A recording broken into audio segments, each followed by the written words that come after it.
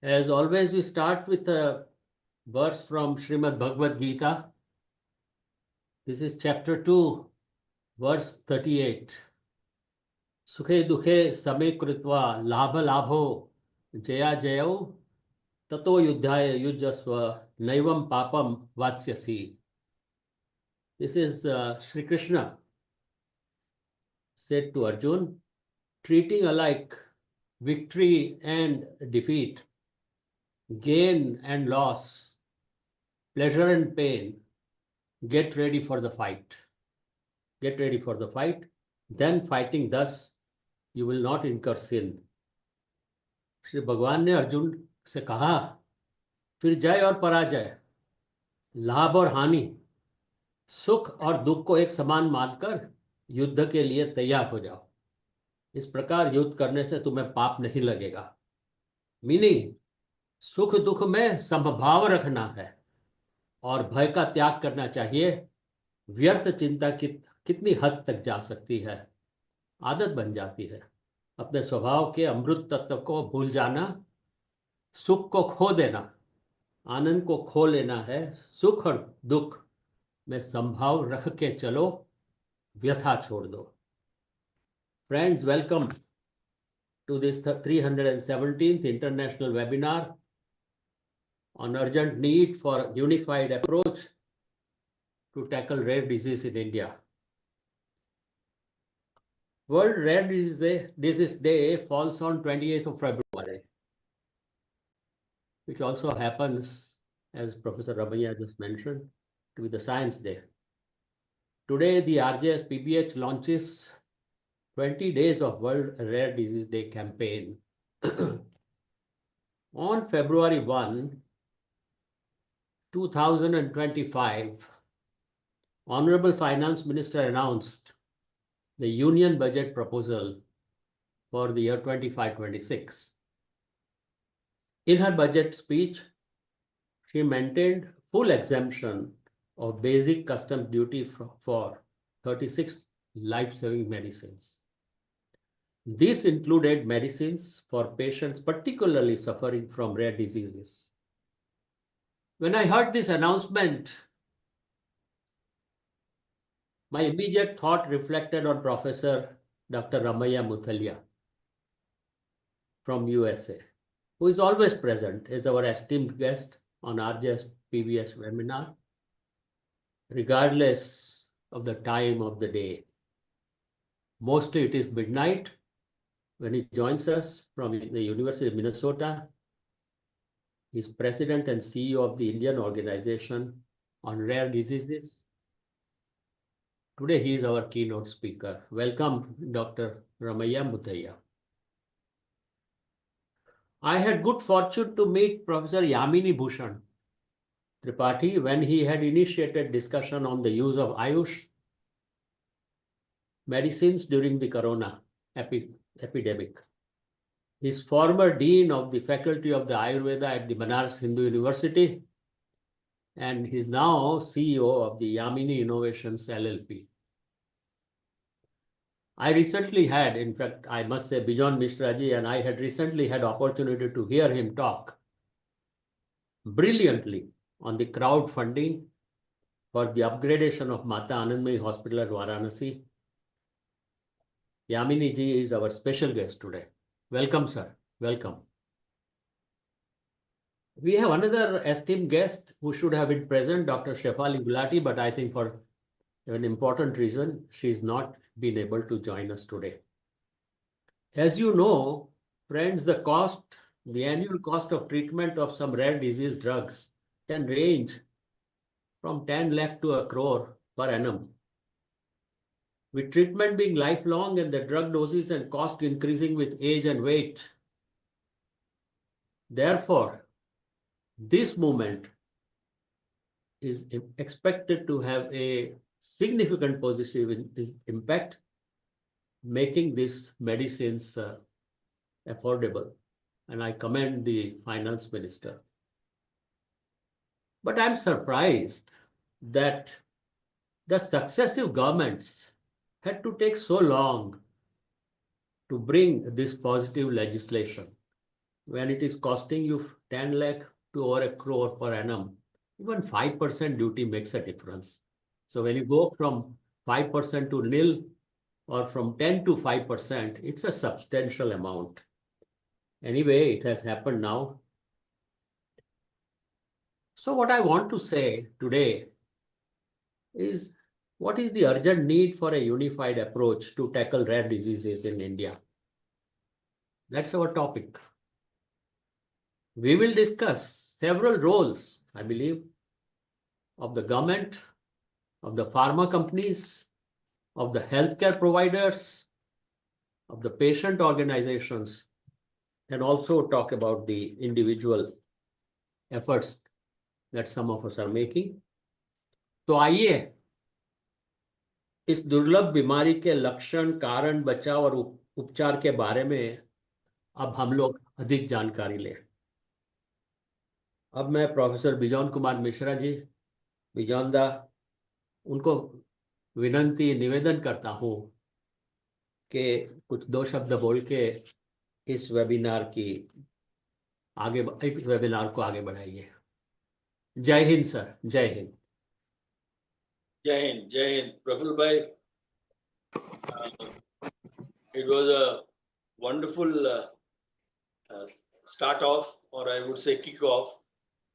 आपने बहुत बढ़िया रूप से शुरुआत की है। पहले तो हम प्रणाम करते हैं हमारे जितने आरजेएस परिवार के सदस्य लोग हैं, and I cannot but not recognise them. Uday Manna ji 317 innings आज कर रहे हैं, 317 innings he has played, which is a exemplary kind of a landmark milestone which he has created. I think if he work the way he is working, we will very soon be recorded in the Guinness Book of World Record. I don't think any organization would have held so many webinars at such a short time and would have continuously sustained this activity in a manner where it is for a cause but not for profit. तो हमको बहुत ही अच्छा लगता है जब हम अपने सारे परिवार के लोगों से मिलते हैं संडे को 11 बजे, and I definitely always like to understand all my friends who are there, like Sauji, इश्तिफाक जी, रमैया जी तो आते ही हैं अमेरिका से। अब कई लोग हम लोगों के साथ जुड़ते रहते हैं, and I must Jhunjhunwala ji, then हमारे टेक्निकल टीम के साथ इशाक खान जी, जगदीश शाह जी, और भी हमारे बहुत ही मतलब सक्रिय रूप से जो अब हम लोग को आगे ले जा रहे हैं, खुशवा जी, रेगुलरली न्यूज़लेटर भी निकाल रहे हैं, आगे हम लोगों को बहुत ही एनकरेजमेंट कर रहे हैं. So I am very grateful to everybody. If I am forgetting the names of people who are here, please pardon me, because all are family members. And today is a very important day for us, because Professor Ramaiah has always been talking about rare disease in this group, and I am very happy that finally I can see that we are dedicating one of the conversation on rare disease, and we are celebrating the World Rare Disease Day as a curtain raiser prior to 28th of February, which is observed globally as a Rare Disease Day. My only message is, it's never too late, and I'm happy that in this budget, union budget of 25-26, Honorable Finance Minister did mention in her speech not only about improving accessibility to cancer patients, opening in every district of the country a cancer center, but she also brought down duties on rare disease medicines for patients to make it a little more affordable. Having said that, my only message today is that firstly we must know who are these patients. I've been talking to Professor Ramaiah ji for the last more than, I think, 4 years, 4 or 5 years, we have been in touch, if not more. Yeah. From the time I met him for the first time, I've been wanting to know that do we have any kind of a data, district-wise, town-wise, city-wise, who are these patients? We must first know them. So a registry must be made, which is very, very important, number one. Number two, you already know the plight of the families, of the patient. You know what they are going through, as Praful Bhai mentioned, from almost 1 lakh a month or 12 lakhs in a year, or almost, it runs into crores. How to make it accessible? So the government launched, I do not know, but Professor Ramaiah will mention in his keynote address, I'm sure, that the government started an initiative called crowdfunding for rare disease. Now, I do not know the state of affairs because, again, I'm not tracking it, because we have all left it to Professor Ramaiah to lead us. Whenever he wants us, we are always with him, and we are trying to support him in whatever manner we can and whatever way we can in terms of improving accessibility to healthcare for rare disease patients, and how to ensure that the family members are made comfortable in terms of expenditure and they don't become victims of poverty. So having said that, you see, there is a great need for institutions like RJS, PBH, and people like us who are constantly trying to work on mechanisms to empower the patients and the citizens to understand that if government is spending certain money in terms of resources being made available by engaging full-time people working on these areas, then those people not only should get identified, but they should be made accountable in terms of their performance. I do not know, as a citizen, what is happening to that crowdfunding, how far it has gone, how it has improved in terms of accessibility, and of course, at the end, how we have been able to bring efficiency in terms of improving healthcare accessibility for rare disease patients. So today we should pledge, or we should come to certain conclusions in terms of the way forward, how we should work in terms of, because we always celebrate many days every year, like World Accreditation Day, Consumer Rights Day, National Consumer Day, Rare Disease Day, but it cannot be only one day. It has to be all 365 days. We can remember one day to understand and retrospect what we have done in the last 365 days. That day should bring us to understand and monitor and measure in terms of how we have moved forward. If we have moved forward. If not, then what are the better ways of developing a strategy, developing a plan? How do we make sure that taxpayers' money is efficiently utilized? How do we ensure that whatever schemes government is bringing up, we understand that? And of course, at the end of the day, if supposing government does certain small gestures like bringing down the duties on import of such drugs into our country, and in fact, why should there be any percentage? It should always be nil. Especially for rare disease patients, in my view, they should be fully covered under Ayushman Bharat. They should get those kind of facilities under Ayushman Bharat, which we are trying to give to the other below the poverty line, or people who are marginal, vulnerable population who needs healthcare support, because otherwise they are getting into debt. So we have to pinpoint, and that is why I am very keen that after today's discussion, our first step should be creating a registry of rare disease patients and bringing them within the influence of the Ayushman Bharat, initiative. And then we should ensure that none of these families are in any kind of a distress, or none of these families feel threatened in terms of how they're going to spend the night to see the light of the next day. They should be made so comfortable that we should be able to ensure out of our initiatives that each and every family which is identified where their family members are victims of rare disease, they are well taken care. That's the first point. The second last important point I want to give is we spend a lot of money in research, lot of money on development. And unfortunately, we don't find any innovation happening in our country in terms of rare disease patients. We are still highly dependent on imports. Why?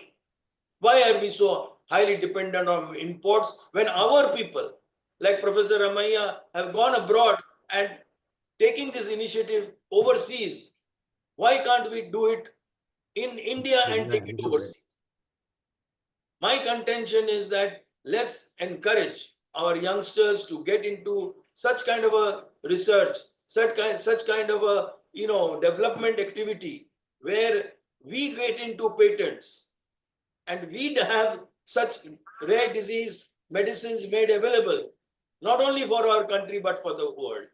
So India should focus also on research and development, apart from improving accessibility to the medicines needed or the care needed for their disease patients. So friends, it's an opportunity and you see हम बहुत विश्वास करते हैं destiny पे. आज हमारा और कोई कमिटमेंट था, लेकिन प्रफुल्ल भाई ने सुबह को जब हम लोग 7 बजे for the last 20 years we are talking to each other at 7 o'clock every day in the morning. आज उन्होंने कहा कि हमारा तबीयत कल थोड़ा खराब हो गया, हम चाहते हैं कि आप आओ. तो ये डेस्टिनी में लिखा हुआ था हमारे कि आज सुबह हम आएंगे, परिवार के सदस्यों से मिलेंगे, और हम मिल पा रहे, और हम आप लोग सबसे मिलकर इस मुद्दे को लेकर आगे हम बढ़ेंगे. And I would definitely looking forward to the intervention which will be made by Professor Ramaiah and our most beloved Professor Yamini Tripathi ji. Yamini ji ने इतना बढ़िया काम कर रहे हैं in terms of promoting Ayurveda and also not only promoting Ayurveda but also encouraging integrative healthcare to flourish in the country. And I'm so indebted to him because ये महामना declaration या जो आयुष में हम लोग इंडक्ट हुए एज पेशेंट ग्रुप्स, ये नहीं हो पाता यदि यामिनी जी हम लोग के साथ नहीं देते. सो यामिनी जी, ये salute to you and thank you very much for supporting us, continuously supporting us and guiding us in taking our traditional healthcare to the next level, which will be not only being recognized in India but globally. And you are doing an enormous great work, and we are so happy that you are part of us. And today I'll get a chance to listen to you in terms of what are your views on rare disease patients and how do we improve the rights of the patients who are suffering from rare disease. So I'm looking forward to listening to you, and of course to the keynote speaker, Professor Ramaiah, and all the others of my family members who have joined today. I want to listen to each one of you. I can see also Dr. Dangaj has joined us. Wonderful. Good morning, Dangaj ji. Nice to see you also. It's very nice that you have also joined us today. So I'm very happy that I'm meeting. Namaskar. I'm meeting all my friends, and that smile on Ishaq Khan is very infectious. इतना beautiful लगता है, आप क्या बताएं, कहाँ शाहरुख खान और कहाँ हमारे दूसरे जो मूवी स्टार एक्टर्स हैं, Salman Khan and all this. Ishaq Khan के सामने कोई नहीं है. इशाक खान जी, नमस्कार. You look so nice. You look so nice. So thank you very much, Manna ji, for giving me this opportunity, and Praful bhai for inviting me and giving me this opportunity to say a few words as you felt that I should be there. So I'm here for all of you. Thank you. Thank you professor Vijay Kumar Mishra ji, international consumer policy के expert. और हम लोगों के बीच जिस तरह से मार्गदर्शन आपका मिलता है, हम लोग लगातार हफ्ते में ज़्यादा से ज़्यादा कार्यक्रम करके nationwide to worldwide पहुंचने की कोशिश कर रहे हैं. और आज प्रोफेसर डॉक्टर रमैया मुथियाला जी के प्रति आभार व्यक्त करते हैं कि आज वो अमेरिका से इस प्रोग्राम को कोऑर्गेनाइज कर रहे हैं। आप professor director at University of Minnesota USA और president and chief executive officer of Indian organisation for rare Diseases हैं।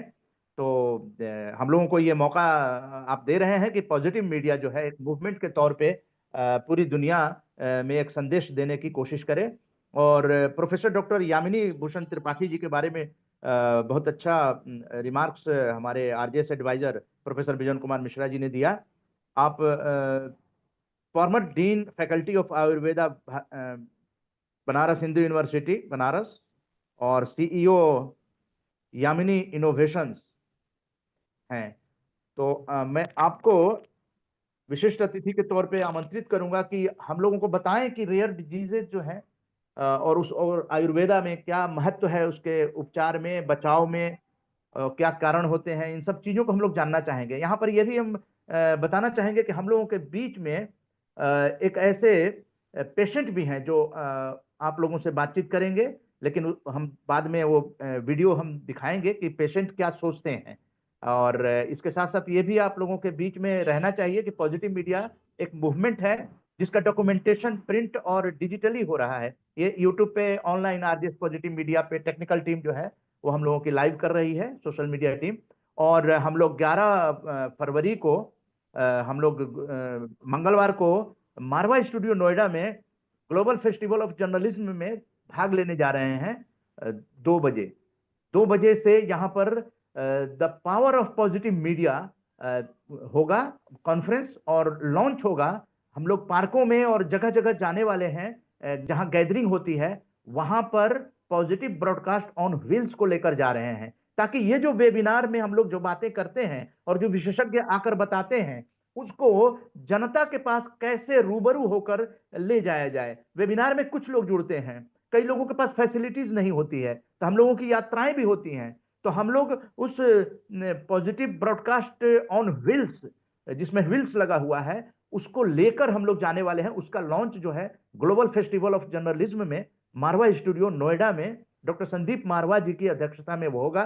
और प्रेस क्लब ऑफ इंडिया के जो अध्यक्ष हैं गौतम लाहिरी जी, वो मुख्य अतिथि के रूप में होंगे। वहां पे Doordarshan, Prasar Bharati, All India Radio, Indian Institute of Mass Communication और डिफरेंट लगभग 30 चैनलों के साथ जो है ये लॉन्च भी होगा और कॉन्फ्रेंस भी होगा, the power of positive media. तो आपके इस वेबिनार की चीजें भी हम लोग लगातार शेयर करेंगे इन सब मूवमेंट के अंतर्गत। तो अब हम प्रोफेसर डॉक्टर यामिनी भूषण त्रिपाठी जी से जानना चाहेंगे रेयर डिजीज के बारे में।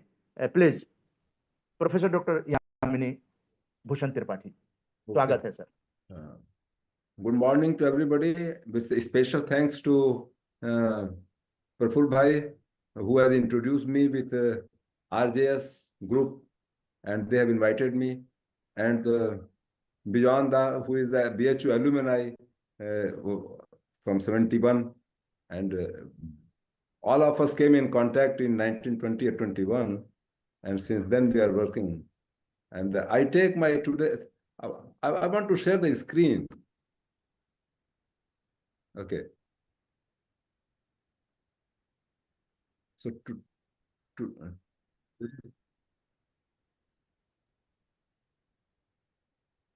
okay, it has come now. So I take the lead from the Praful Bhai, who said that Gita Shlok, that keep on fighting and don't worry about the sorrow and happiness. Sukham dukham dono mein ek saath rehna chahiye. And the second point which Bijanda has very rightly said, ki why we are still dependent on foreign drug to be imported in India for this kind of disease. So they are very important point that, but I have my personal feeling that what we have, we should start from that. Things will come as the government has made a policy recently, what Praful Bhai said. And now the Consumer Forum is also doing hard to protect the patient and everybody and to give maximum benefit. It is not the one day rare disease day, but it's 365 days we have to work. But how to work? If the constraints are there, then we should see what we have. From starting a drop, we can fill the bucket. So being a professor of biochemistry and working in Ayurveda, I always feel we have enough strength in our culture, in our tradition, in our healthcare system. And we should start integrating it with the modern science. And Dr. Muthaiya will tell more detail about the rare diseases. But I am going to talk how we can manage with our limited resources as a support medicine to the modern. But one constraint is there, which Dr. Bijanda very rightly said, that research is required. If we want to make an evidence-based integrative approach for rare diseases by using Ayurveda and allopathy, then it will be wonderful. For that, we need a collaboration. For that, we need a fund. And these things we will take forward. So this is an introductory slide. You know, the 80% diseases of rare diseases are the genetic diseases. You know, genetic disease means no cure. It has to be with you. And then 95% rare diseases do not have a cure. These are the findings I have taken from the internet. What I mean to say is when we are having a compulsion to stay the whole life with a kind of disease, then what we should do? There are three, I will come to the next slide. There are three kind of classification the government has made. For example, medical conditions affecting 1 in 2,500 are called rare diseases. Mostly they are genetic, autoimmune disorder, or infectious or metabolic diseases. Mostly remain undiagnosed for a long time. This is the main challenge. How to make early diagnosis. If we can succeed in this, there will be better quality of life of these people. And also about 70 million people in India have been recognized. I don't know from where this data has come, but Vijanda said a registry should be made from district-wise level so that we can give more focus to these kind of people. And these are the diseases. You can see the word-wise graph is muscular dystrophy, and these kind of diseases are very common. But slowly you can see rare and rarest. So the most common, we should focus at least from this kind of people, because with this integrative approach, we can help maximum people who are in the rare disease. Forget about all the 70 million people in India, but at least 5 million people can be protected with our effort. That would also be good success. These are the disease list of the disease you can see, and Dr. Muthaiya will tell more detail. So I'm coming to the management options and the government support. In 2024, 63 diseases have been identified as a rare disease. A national policy of rare diseases, NPRD, was established in 2021. I think with RJS, we should try to explore the possibility of collaborating with NPRD and what we can do. But at present, the 50 lakh per patient is being given on the 12 center of excellence. But we have to, what he said, Ayushman Bharat should support everything. But this is the problem, that Ayushman Bharat cannot support to all patients because the India population is so high.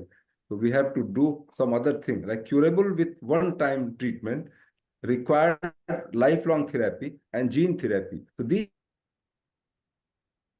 are the three categories where the funding of 50 lakh is decided. So what I mean to say, in Ayurvedic approach, there are the three doshas, Vata, Pitta, and Kapha, and 80 diseases are Vataj, 40 are Pittaj, and 20 are Kaphaj. So in this way, these are the symptom-based diagnosis. And rare diseases also have a symptom. And no research has been done where we can correlate these rare diseases into these groups. Once we are able to do it by our research, then treatment will be very easy. And what the treatment is recommended is a body purification by Panchakarma and rehabilitation by improving the digestive system and the food, dietary food supplements and lifestyle change. These things are very common method of Ayurvedic treatment and not very expensive, but it has to be scientifically validated. For that, a national consortium of research and development therapeutic area has been established, but there is no stake for the Ayurvedic knowledge-based research, and our organization should focus to enter in this way. Dr. Muthaiya can also help in this way. So just in 1 or 2 minutes, I will explain what is the concept of and constitution. Panch Mahabhut, 5, they make your food and medicine. The 6 rasas, sweet, acid, salty, pungent, bitter, and astringent. And this also makes your body, Vata, Pitta, and Kapha, and Sattva. These are the mental, these are the physical. The psychosomatic, this is the connection. So what I mean to say that if we understand this concept, so the patient of rare disease can also be helped by your diet and drug. So coming to this, there are the method of diagnosis. Early diagnosis, I talked to you. What is saying? The pulse diagnosis is one, tongue examination, physical examination, and questioning. So these things are the Ayurvedic method. In the modern medicine, a lot of new gadgets have come. We have to collaborate, we have to integrate them. For therapeutic, herbal medicine, diet and lifestyle, Panchkarma and yoga. So Panchkarma we know, and Rasayan, I'm going to talk about one slide in each. Okay, why it is not coming?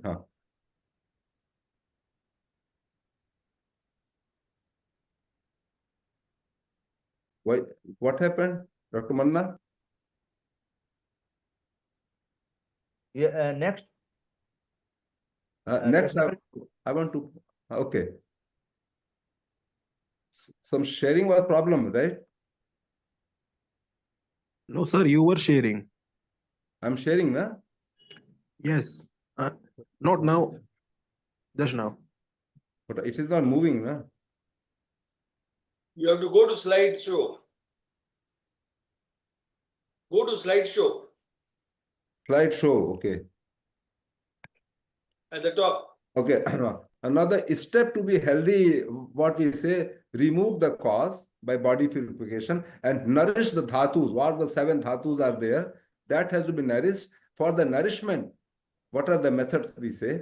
So, use of regenerating food supplements, that is Rasayan, periodical body purification by Panchakarma, follow the circadian rhythm, stay with the rhythm. There are 6 rhythms: solar rhythm, seasonal rhythm, doshik rhythm, life cycle rhythm, and dietary rhythm. Kala bhojanam, what to eat and when to eat, it is also recommended in Ayurveda. We have to be very carefully follow these things, then you will be healthy.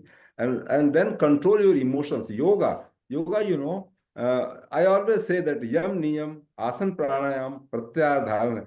In the word, yoga always understands with this. This is a misunderstanding. This is yoga. Yam niyam, asan pranayam is a part of it. Unfortunately, in yoga day, we propagate this, but yam and niyam is the most important part of the yoga. And that is related to Ayurveda also, because this is the lifestyle, your spiritual and physical and emotional healing is controlled by yam and niyam. So if you are not doing this, the whole system is going to be failed. So then another important thing, there are 3 basic pillars: good food, proper sleep, and code of conduct. Code of conduct means everything what yoga, Ashtanga yoga said. This is very important. So for good health, and one more thing I want to share before I proceed, there are 3 methods of treatment: Deva Vyapasya, spiritual healing; Sattva Bhajay, counseling, psychological counseling; and then Yukti Vyapasya. If these 2 things fail, then you go to the Yukti Vyapasya. Yukti Vyapasya means all these things, as I told you earlier. So Panchkarma means, is also misunderstood by the word. In the most of the 5-star hotels, they write Panchkarma, and they give the Snehan and Swedan, massage and what we call stream bath. But that is not Panchkarma, that is Purva Karma. Panchkarma is a medical term. It includes vomiting, Virachan, laxative, Basti, enema, medicated drug through enema, and Nas, nasal administration, and Rakta Mokshan, bloodletting by using the leech therapy. This is the Panchkarma. But in most of the hotels, they write the Panchkarma, they charge heavily, but they are defaming Ayurveda. That has to be stopped by somehow. And now, what is Rasayan? I told you in the earlier slide, Rasayan. Rasayan is also 3 types. Rasayan means which regenerates your body. It can be used for rehabilitation of the chronic patients, from the patients of heart disease, from the patients of stroke. It is one thing also very important in Ayurveda, Jara Vyadhi, disease, old age is considered as a disease. In modern medicine, it is not a disease, but in Ayurveda, it is a disease. So, nutritional, ajarsic rasayan, kam rasayan, vitality and longevity, and disease is specific. There are 3 kinds of rasayans. And this is the slide which I am showing. Diet is very important. Incompatible diet is not good for health. Suppose you are eating what in modern medicine we say protein, fat, carbohydrate, minerals, and vitamins. But in Ayurveda, is whatever you are eating, it should be compatible to your genetic constitution, that is Vata, Pitta, and Kapha. If it is not, then it is incompatible. So there are 18 types of incompatibility have been described now, very extensively. Method of cooking, combination, time of eating, age of person, everything has to be controlled. And lastly, why we are focusing on this? If you don't focus on this, then you will develop indigestion. So there are 13 types of Agnis. So Jatragni is the digestive system. And these are the tissue and cellular level. This is at the organ level, human level. So control your GI system. And why the disease happens? There are 3 causes they have given. Improper use of your sense organs, that is the excess use, and the chronological, suppose it is a seasonal. And the most common is the pragya parag, psychological insecurity.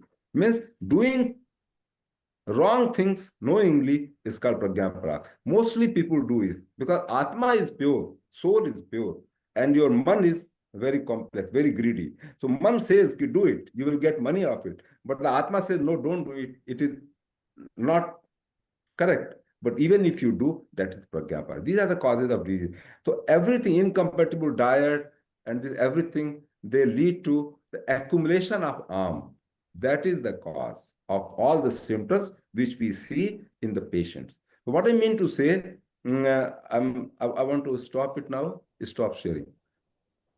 So with these things, I want to conclude my talk that in the rare diseases, we know that it is difficult to control, but definitely by incorporating Ayurvedic method, Ayurvedic thought in a scientific manner, we can improve the quality of life. And not only the patient, I always emphasize the family of the patient should also be given importance, because the family living with a patient of a rare disease for lifelong, they also become psychologically ill. So we should also focus patient as well as the patient family. With these words, I say thank you very much to all of you. Thank you, Professor Dr. Yamini Bhushan Tripathi ji, former Dean Faculty of Ayurveda, Banaras Hindu University. निश्चित रूप से हम लोग जिस दिशा में आगे बढ़ रहे हैं रेयर डिजीज को लेकर, सरकार को आगे जो है इस पर काफी विचार करने के लिए हम लोग इसको पब्लिसिटी भी देंगे। और ये 20 डेज कैंपेन शुरू हो रहा है आज से, जो रेयर डिजीज डे जो है वो 28 फरवरी को है। तब तक हम लोग एक कैंपेन के रूप में इसको हम लोग चलाएंगे और आप लोगों की अलग अलग वीडियो हमारी सोशल मीडिया और टेक्निकल टीम के सहयोग से हम अलग अलग दिन जो है उसको प्रसारित करते रहेंगे इस दरमियान में। और अब जो है हम आज के जो को ऑर्गेनाइजर संस्था हैं अमेरिका की, जो Indian organisation for rare diseases, Hyderabad में भी ऑफिस है, और प्रोफेसर डॉक्टर रमैया मुथियाला जी जो हैं वो हम लोगों के बीच जुड़े हुए हैं और कीनोट स्पीकर हैं हमारे आज के कार्यक्रम में, जो कि प्रेसिडेंट और CEO हैं Indian organisation for rare diseases. और हम आपके स्पीच के बाद हम कुछ हमारे जो चैट बॉक्स में आए हैं क्वेरीज आए हैं उसको भी दिखाएंगे, और उसके बाद एक वीडियो है जो रेयर डिजीज के पेशेंट का है, वो भी सुनवाएंगे। तो मैं सादर अमृतकाल का सकारात्मक भारत उदय, जो RJS PBH RJS positive media का 317वां वेबिनार है, उसमें बाइलिंगुअल स्पीच के लिए प्रोफेसर डॉक्टर रमैया मुथियाला जी का मैं अमेरिका से जो जुड़ेंगे उनका स्वागत करते हैं। जी doctor Ramaiah Muthyala ji. Thank you, Manaji. Thank you. I do not know how to say, how to express my gratitude for taking time and devoting a session for the rare diseases. I'm grateful to RJS Parivar ko liye. Today, Prafulla Bhai started with something extraordinary way, talking about the rare diseases and importance of rare disease. Thank you, sir. I don't want to repeat because the time and many other reasons. I will also mention Dr. Mishraji. He has eloquently spoke about what everything our rare disease community needs in the future, from the government, from the patients, from everybody. Pardon me. Yes. Mutyala sahab, thoda sa please go back so that your face will visible. Is that? Yes, yes. Okay. Is that okay? ऊपर space ज्यादा आ रहा है ना? अच्छा. हाँ, आप okay. ठीक है ना? Nice. Yes. Program is going on YouTube also. Yes. Thank you, sir. Yeah, it looks good. Instead of repeating, most of the things I wanted to say, Mishraji has already spoken. So I just exclude that one and tell you some of the things that I've been contemplating to talk about on this day.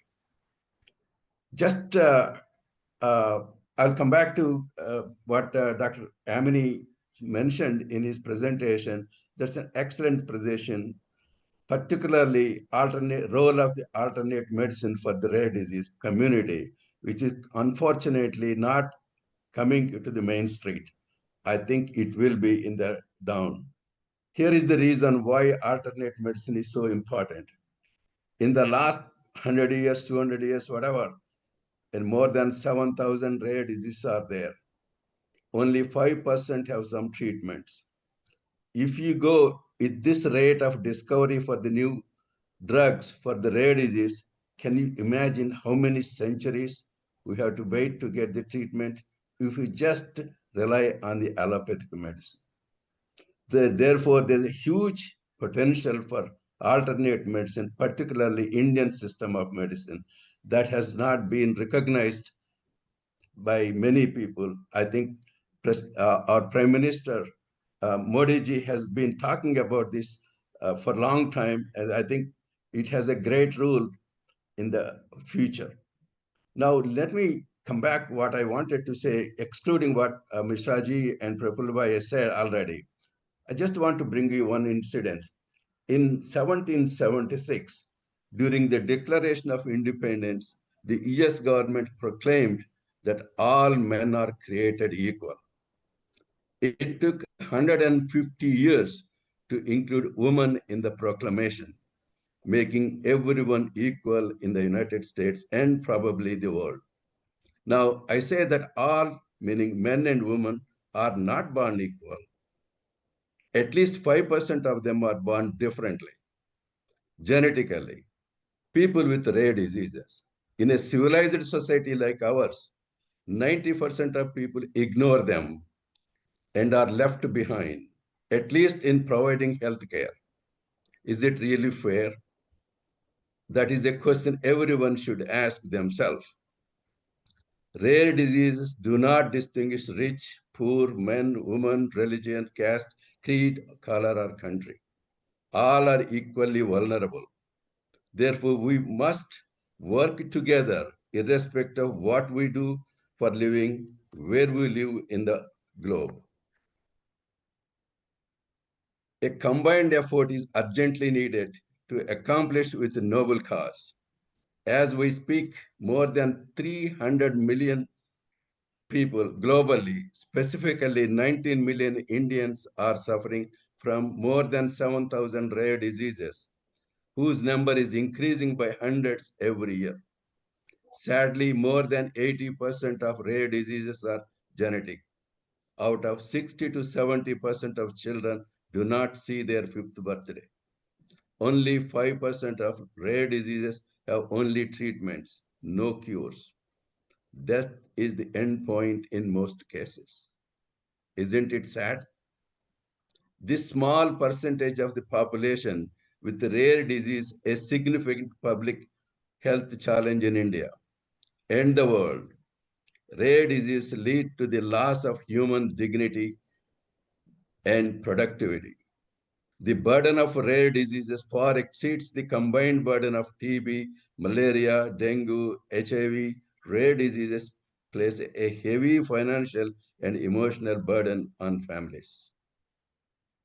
To combine these challenges, we at the Indian Organization for Rare Diseases tirelessly bring together policymakers, patient groups, healthcare providers, industry, and many others stakeholders to create a sustainable solutions to this tragic problem. Earlier, Mr. Ji and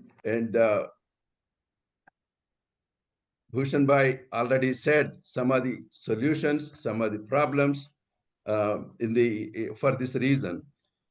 I add a few more things to that in a different tone. For example, a branch of Union Ministry of India, the Department of Biotechnology, started a unique method for management of inherited disorders initiative to address the burden of genetic disorders in the country. It provides clinical care, broadly encompassing prenatal testing for genetic disorders, newborn screening for common treatable genetic metabolic disorders, and genetic counseling, and many other things. The question I'm asking, what is the progress that we are making it?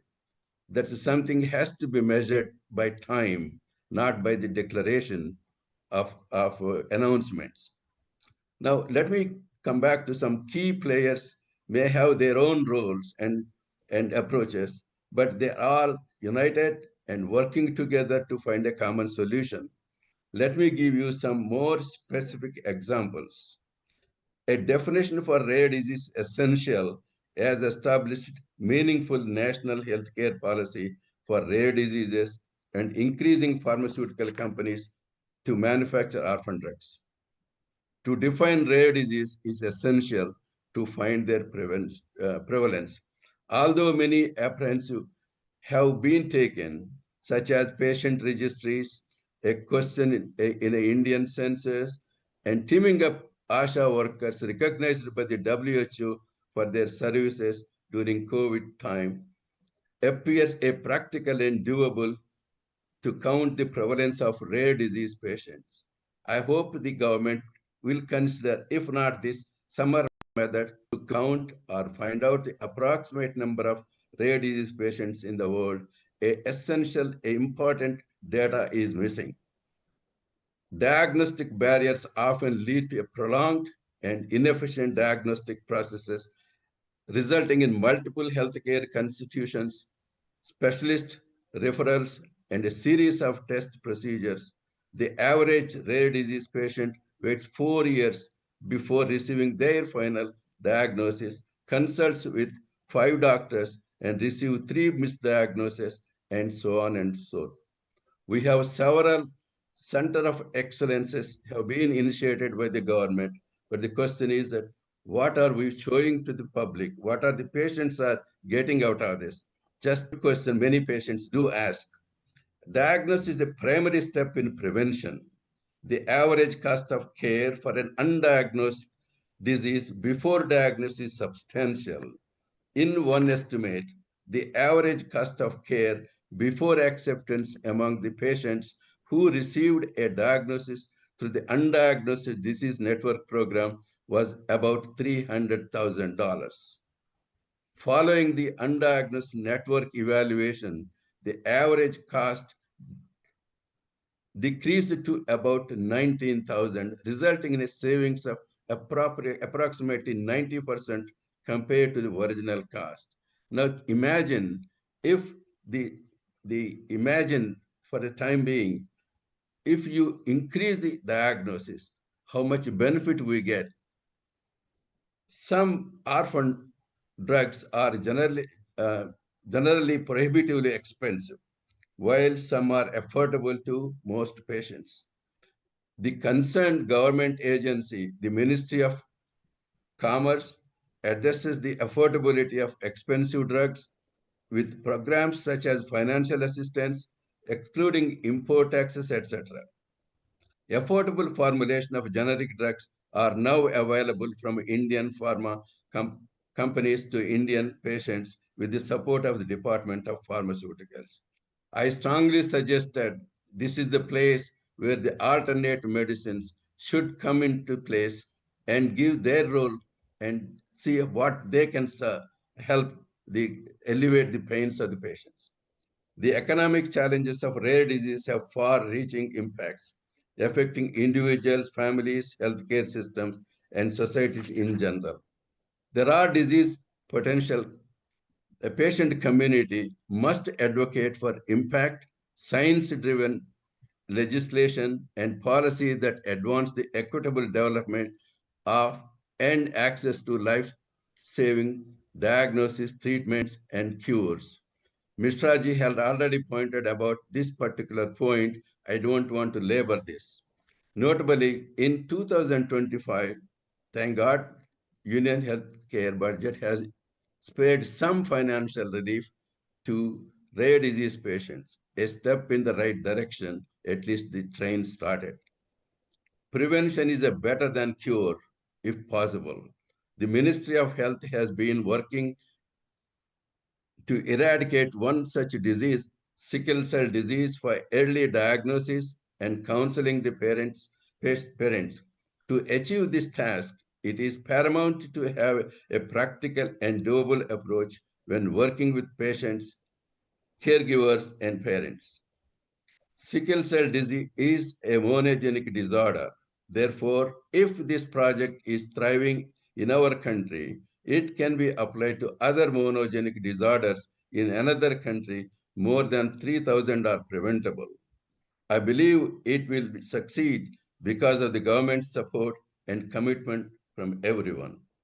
Like Affordable Act in the United States, in India, National Plan for Rare Disease 2021, one-time financial assistance from 20 lakhs for class 1 diseases was granted. Recently, it was increased to 50 lakhs. But still, in some cases, it is really doesn't make a dent in the whole picture. Therefore, a proposal was made to include rare diseases in the umbrella scheme of Ayushman Bharat Pradhan Mantri Jana Yojana. It is similar to Medicare in the United States. Dr. Mishra ji has pointed out the value of putting rare disease in this scheme. It is a national public health insurance, a scheme of the government of India that aims to provide free access to healthcare. Due to the few people affected, there are unique challenges in understanding rare diseases and drug development for these conditions. National history studies are essential in identifying appropriate patient population, clinical outcome assessments, and biomarkers. Remember, this is what the nut and bolts of the Indian medicines. Dr. Tripathi has already mentioned about this. Therefore, a natural history study requires a robust collaboration between all relevant stakeholders, including patients. Guidance is available from the FDA and EMA to support regulatory decision making the drugs, biological products. In India, CDSCO will play such a role if they were asked to do. The unified approach is essential for programs on many issues.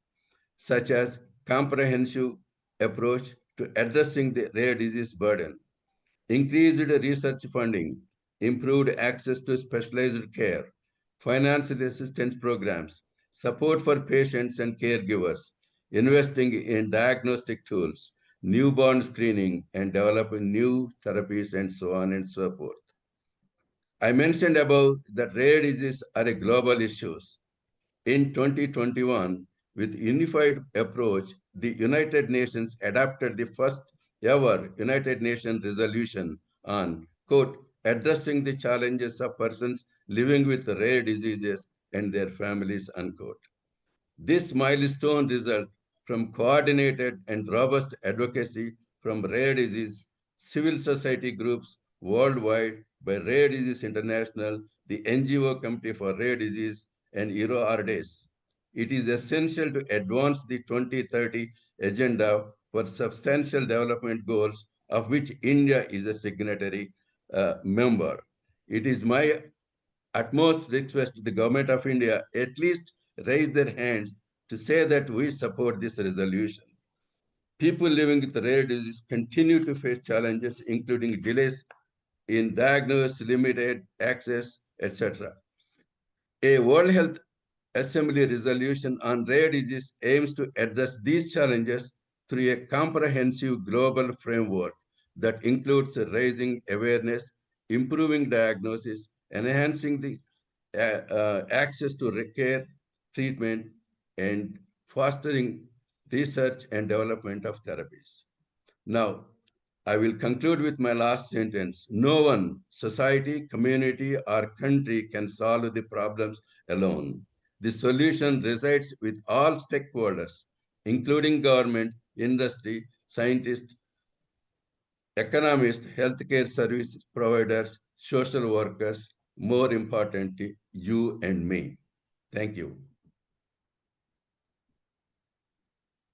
Thank you doctor Ramaiah Muthyala ji, आपने बिल्कुल सही कहा कि जिस तरह से ये बीमारी है उसके लेकर सरकार को भी अब कदम उठाने चाहिए, क्योंकि ये मिलता जुलता होता है, इसलिए इस पे शोध भी नहीं हो पा रहा है उतना, और जो इनके सामान्य लक्षण हैं वो दूसरी बीमारियों से मिलते जुलते हैं, तो रेयर डिजीज का पता करना बड़ा मुश्किल हो जाता है। लेकिन असामान्य लक्षण दिखाई दे तो विशेषज्ञों से परामर्श लेना और दुर्लभ लोगों के बारे में अधिक जानकारी के लिए चिकित्सक या आनुवंशिक विशेषज्ञ से संपर्क करना जो है एक विकल्प है। तो हम लोगों के बीच विकल्प भी है कि हम लोग किस तरह से इसके बारे में जान सकते हैं। तो हमारे सबसे पहले रजिस्टर्ड कराने वाले थैलेसीमिया के पेशेंट जो हैं वो हम लोग ने अपने वीडियो भेजा है। मैं चाहूंगा कि अपनी टेक्निकल टीम जो है उस वीडियो को शेयर करे, फिर हम लोग एक चर्चा का ओपन हाउस सेशन जो है स्टार्ट करेंगे। जी हाँ, ये प्रिंसिपल है, retired principal FC Sharma ji. मित्रों नमस्कार, जय हिंद, जय भारत। मैं doctor FC Sharma, retired principal from Delhi government. मेरी उम्र इस समय 69 ईयर्स है। मैं लगभग 20 वर्षों से थैलेसेमिया नामक बीमारी से पीड़ित हूँ। यह एक असाध्य रोग है। लगभग 20 वर्ष पहले मेरा रंग पीला पड़ गया, बहुत कमजोरी महसूस होने लगी, मेरी पिंडलियों में दर्द रहने लगा। मैंने लोकल डॉक्टरों को दिखाया, उन्होंने दवा दी, लेकिन कोई फर्क नहीं पड़ा। तदुपरांत मैं पंजाबी बाग स्थित महाराजा अग्रसेन हॉस्पिटल में इलाज कराने के लिए गया, तो वहाँ के मेडिसिन के डॉक्टर दीपक कोठारी ने मुझे कुछ ब्लड के टेस्ट लिखे। जब उनको टेस्ट कराकर मैं रिपोर्ट दिखाने गया तो उन्होंने बताया कि आपका हीमोग्लोबिन 7.6 है तथा MCV तथा MCH भी लो है। मैंने उनसे कहा कि यह क्या होता है। तब डॉक्टर दीपक कोठारी ने बताया कि यह थैलेसेमिया नामक बीमारी है जो आपके अंदर है। यह आनुवांशिक बीमारी है और इसका कोई इलाज नहीं है, लाइलाज बीमारी है।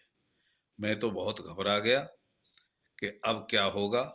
उन्होंने फिर मुझे विस्तार से बताया कि हमें पहुंचाता है और यह हीमोग्लोबिन में 4 चेन होती हैं, 2 अल्फा और 2 बीटा। अगर अल्फा चेन डिफेक्टेड होती है तो अल्फा थैलेसेमिया होता है, बीटा चेन डिफेक्टेड होती है तो बीटा थैलेसेमिया होता है। हमारा शरीर 46 क्रोमोसोम से बना हुआ है, जिसमें 23 क्रोमोसोम माता से और 23 क्रोमोसोम पिता से आते हैं। अगर किसी एक के क्रोमोसोम डिफेक्टेड हैं तो माइनर थैलेसेमिया होता है। अगर दोनों के क्रोमोसोम डिफेक्टेड हो जाते हैं तो फिर मेजर थैलेसेमिया होता है।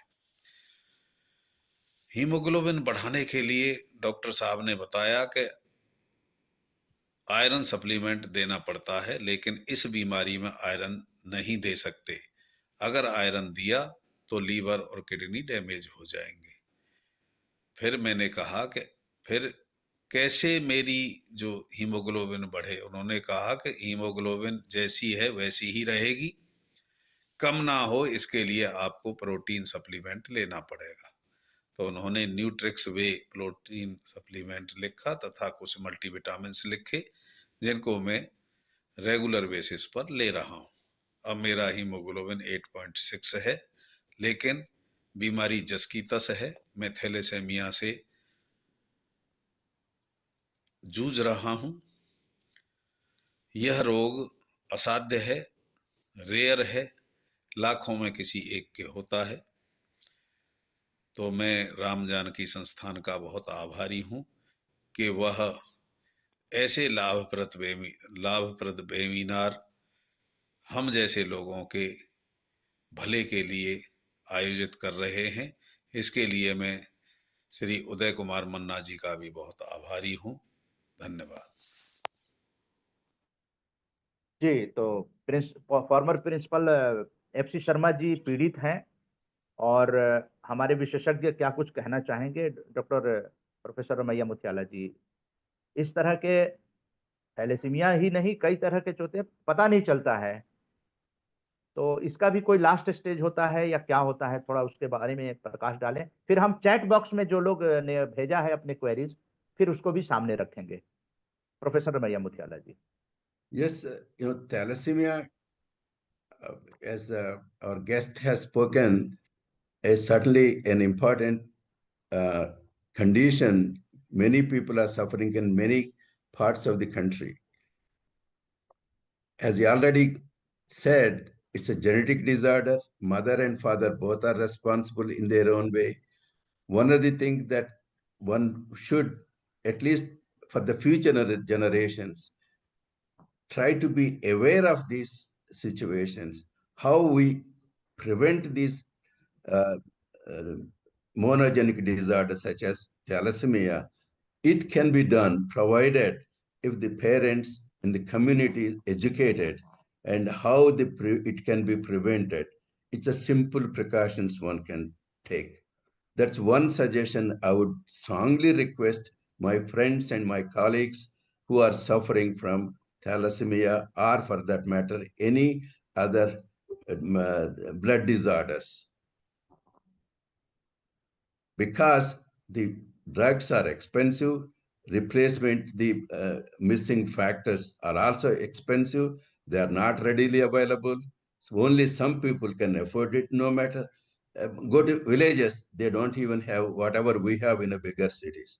So one thing must be pay attention, awareness, raise the awareness. I'm keep repeating the word, raise the awareness. Thank you. Can I come, please? Yes, sir. No, I'm very happy that you got a recording of the patient. And as Professor Ramaiya said, बहुत सारे लोग victims हैं thalassaemia के। हम कल केवल यही जानना चाह रहे थे, how is he managing himself? आपको कोई idea है, उदय मन्ना जी, how is he able to get his medication? How is he able to take care of himself? उनको कैसे मदद मिल रहा है? उनका personal खर्चा हो रहा है कि गवर्नमेंट उनको देखभाल कर रहे हैं?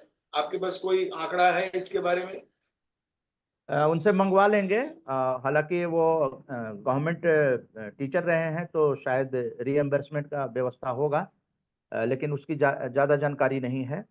लेकिन डॉक्टर रमैया जी ने जिस तरह से कहा कि दुर्लभ रोगों का ये हेरिडिटरी कारण भी हो सकता है, इन्फेक्शन भी हो सकता है, और हमारा इम्यून सिस्टम की गड़बड़ी आने पर भी कई तरह के आइटो इम्यून रोग,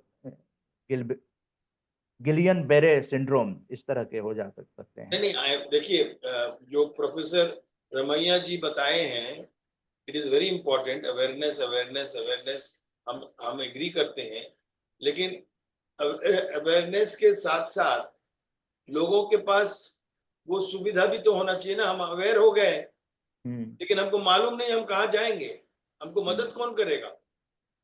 और इसीलिए प्राइमरी हेल्थ केयर को सक्रिय रूप देना बहुत अनिवार्य है। आज जब तक हर व्यक्ति, जितने नागरिक हैं, उनका सारे लोगों का एनरोलमेंट प्राइमरी हेल्थ सेंटर में होनी चाहिए, उनके एनुअल चेकअप्स होनी चाहिए, उनके एनुअल डायग्नोस्टिक्स होनी चाहिए, जो health and wellness centre through Ayushman Bharat, उसका बजटरी प्रोविजन रखा गया है। करीब करीब 1.5 lakh health and wellness centres 2018 से शुरू हो जाना चाहिए था। अब तक हम लोग का पहुंच जाना था उस फिगर। अभी तक हमको ये नहीं मालूम कि कितना हेल्थ एंड वेलनेस सेंटर्स हर जिले में स्थापित हो गया है और फंक्शनल है। ये आंकड़ा भी जानना बहुत जरूरी है हम लोगों को।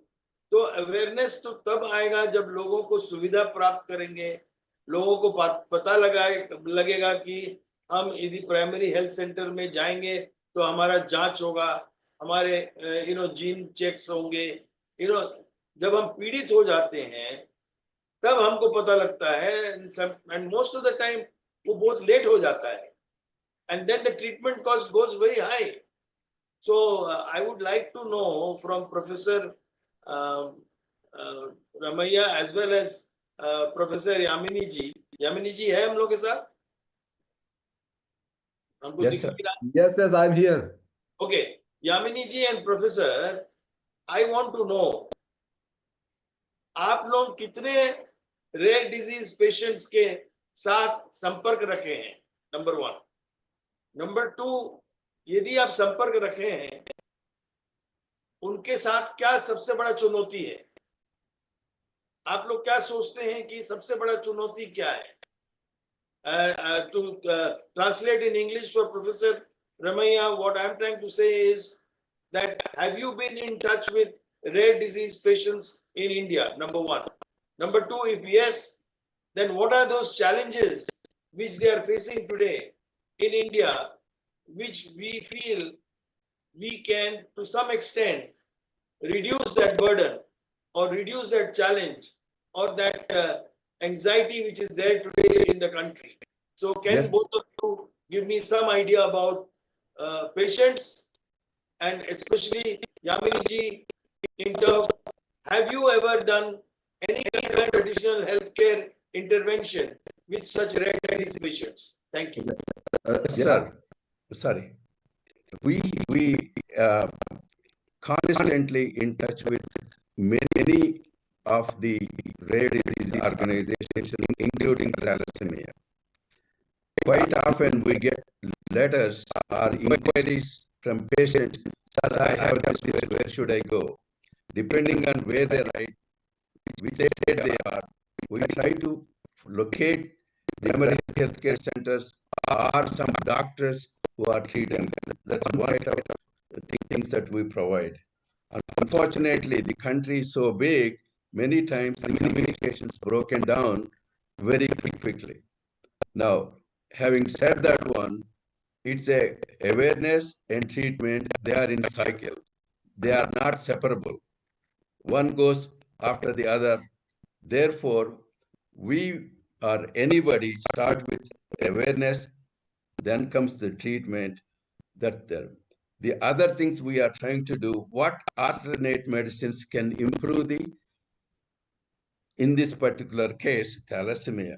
For example, next 2 weeks from now, I am participating in another homeopathic conference. That's where the homeopathic physicians are treating this condition their own way. So we are providing whatever avenues that we have it, whatever the government has been doing for them, we try to point out the patients. Patients are the important ones. It is our stand. Okay, I take a lead from the suggestion of Dr. Mr. Bijonda that the wellness centers have been announced. Some of them have been established, but I think like the NHS, National Health System of UK, these wellness centers should register the local people of their catchment area. But still now we are dependent on the Angan and Asha body to reach to the people. I think now AI has come. We have the voter list. We should make a move that all the voters of that wellness center catchment area should get automatically reported to their medical officer. Then what will happen? Then there will be a list of people, and then things will go forward. Number one. Regarding this patient like thalassemia, Ayurveda deals with the symptoms. He said he get a yellowness, hemoglobin came down, and then the doctor suggested one protein diet. That's it. What we would suggest from Ayurveda, that it is maybe the Pittaj Rog, number one.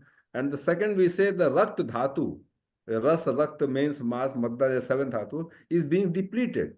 And for that, Ayurvedic medicine has a protocol how to treat these kind of symptoms. So I think from the alternative medicine, that thing should start along with what modern medicine is saying. And but scientific validation is not there. A patient of thalassemia should be treated and its observational data should be collected. If that will happen, then only we can enter into this kind of. आपको याद होगा 2019 Covid के पहले हम लोग BHU के community health centre को एक model health and wellness centre बनाने का प्रक्रिया शुरू किए थे बनारस हिंदू यूनिवर्सिटी, आपको याद होगा। और आपने उस दरमियान वहां पे कुछ मेडिसिनल प्लांट्स भी लगवाए थे और हम लोग ने योगा का शेल्टर वगैरह बनाए थे, कई चीज किए थे to create a health and wellness centre as a model in BHU. अब मेरा ये कहना है कि जब तक कम्युनिटी एंगेजमेंट नहीं होगा, हाँ बिल्कुल, हम लोग इसको आगे नहीं ले जा सकेंगे। हम यदि उम्मीद करेंगे कि हर चीज गवर्नमेंट करेगा तो नहीं होगा। गवर्नमेंट तो तब करेगा जब हम उनके ऊपर डंडा चलाएंगे, जब उनको हम याद दिलाएंगे, जब हम उनको बाध्य करेंगे, जब हम उनको प्रेशर डालेंगे उनके ऊपर कि ये होना चाहिए। क्योंकि खाली स्वीट टॉक करने से तो काम नहीं होता है ना, कि आप खाली मीठा मीठा बात करो और जिनको तनख्वाह मिल रहा है उनको आप उत्तरदायित्व मत ना करो, तो फिर आप कहां से बदलाव लाएंगे? नहीं ला सकेंगे। आपको उत्तरदायित्व करना होगा, अकाउंटेबिलिटी लाना होगा, पारदर्शिता लाना होगा, ट्रांसपेरेंसी लानी होगी, क्योंकि पूरा डेफिनेशन है हेल्थ एंड वेलनेस सेंटर में क्या क्या सुविधा मिलना चाहिए, और उस सुविधा के लिए आपका हमारा सबका अनुदान यूज हो रहा है, जो टैक्स में हम लोग पेमेंट करते हैं। तो ये जब तक हम लोग एक वॉचडॉग नहीं बनेंगे, हम लोग केवल बैठकर यदि डिस्कशन करेंगे तब तो नहीं होगा ना।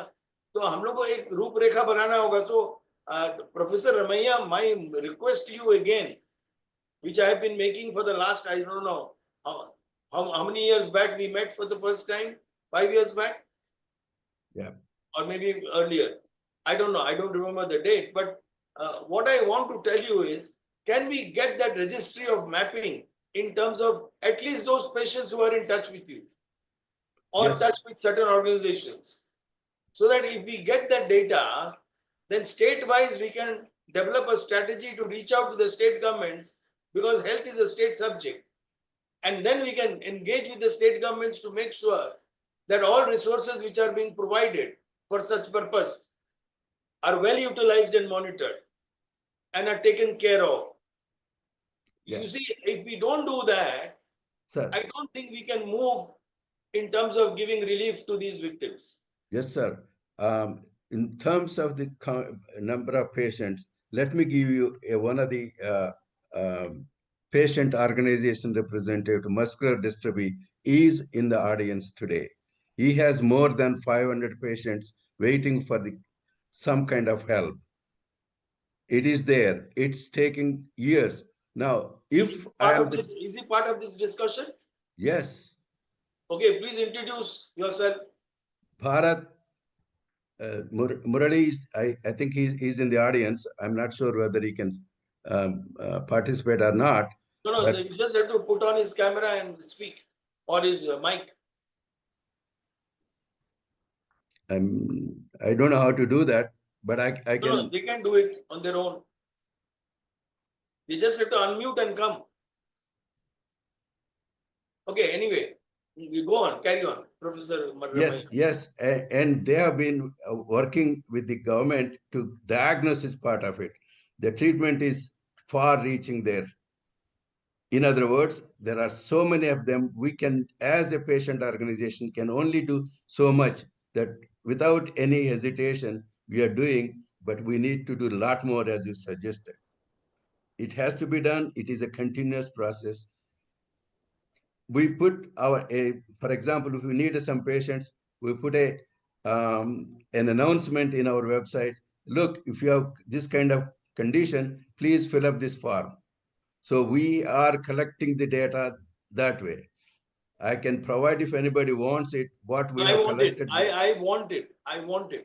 Sure, so that we I can write to the state governments yes. To figure out, and if necessary, put an RTI to get information in terms of what kind of resources are being provided as of today and how they are being taken care. We're very happy to provide the information what we have been collecting over the years. And Thank we you. need to, if necessary, go on behalf of the patients on a PIL and tell the Honorable Court to give a directive to the government to strengthen the infrastructure and the reach. Thank you. Nitinji wants to say something. Nitinji? Yeah, Sujit Singh ji, unmute कीजिए अपने को, unmute कीजिए। धन्यवाद।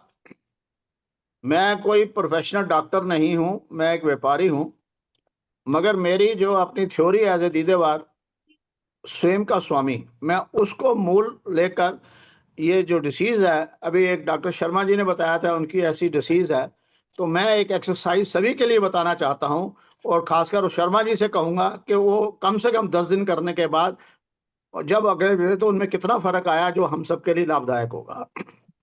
मैं सिर्फ प्राकृतिक नियम के ऊपर बात करता हूं, और प्राकृतिक नियम का जिस मानव को जितना जितना ज्ञान हुआ है, मानव ने उसके लिए सुविधा प्राप्त करी है। यहाँ पर मेडिकली ये बताया जाता है कि डीएनए में है, मदर की साइड से भी होता है, फादर की साइड से भी होता है, और वो बीमारी कंटिन्यू चलती है। मेरे अपने विचार से अगर मदर फादर 4-5 संतान होती है, उनके सभी बच्चे एक जैसे होते हैं, तो उनमें डीएनए है, मगर सभी के अंगूठे के निशान अलग क्यों हैं? उनके डीएनए का क्यों नहीं फर्क पड़ा? या एक ट्विन होते हैं तभी उनके भी अंगूठे के निशान अलग अलग क्यों हैं? इसका मतलब यह है कि प्रकृति का एक नियम है कि तू व्यक्ति विशेष एक यूनिक है, तू ही स्वयं का स्वामी है, तेरे को स्पेशल दिया गया है, और इसलिए तेरे अंदर कोई बीमारी या कुछ है तो उसका कारण भी तू स्वयं ही होगा। हमारे अंदर सबसे बड़ी बात है प्रकृति नियम के अंदर, जहां मेरा शरीर होता है वहां मेरे श्वास होने अनिवार्य हैं। अगर वहां श्वास है तो मैं जीवित हूं, श्वास नहीं है तो मैं मृत घोषित हो जाता हूं, निर्जीव बन जाता हूं। मगर तीसरी जो है कि मेरे विचार वहां नहीं होते हैं, मेरे विचार भटकते हैं, और ये विचार इधर उधर होने के कारण ही मेरे शरीर में किसी प्रकार की दुविधा होती है और बीमारी होती है। ये मेरा व्यक्तिगत है, और मैंने कईयों से ऐसा अनुभव करके उनको दिया है, तो ये मेरा व्यक्तिगत अनुभव है, और लोग इसमें ठीक हुए हैं।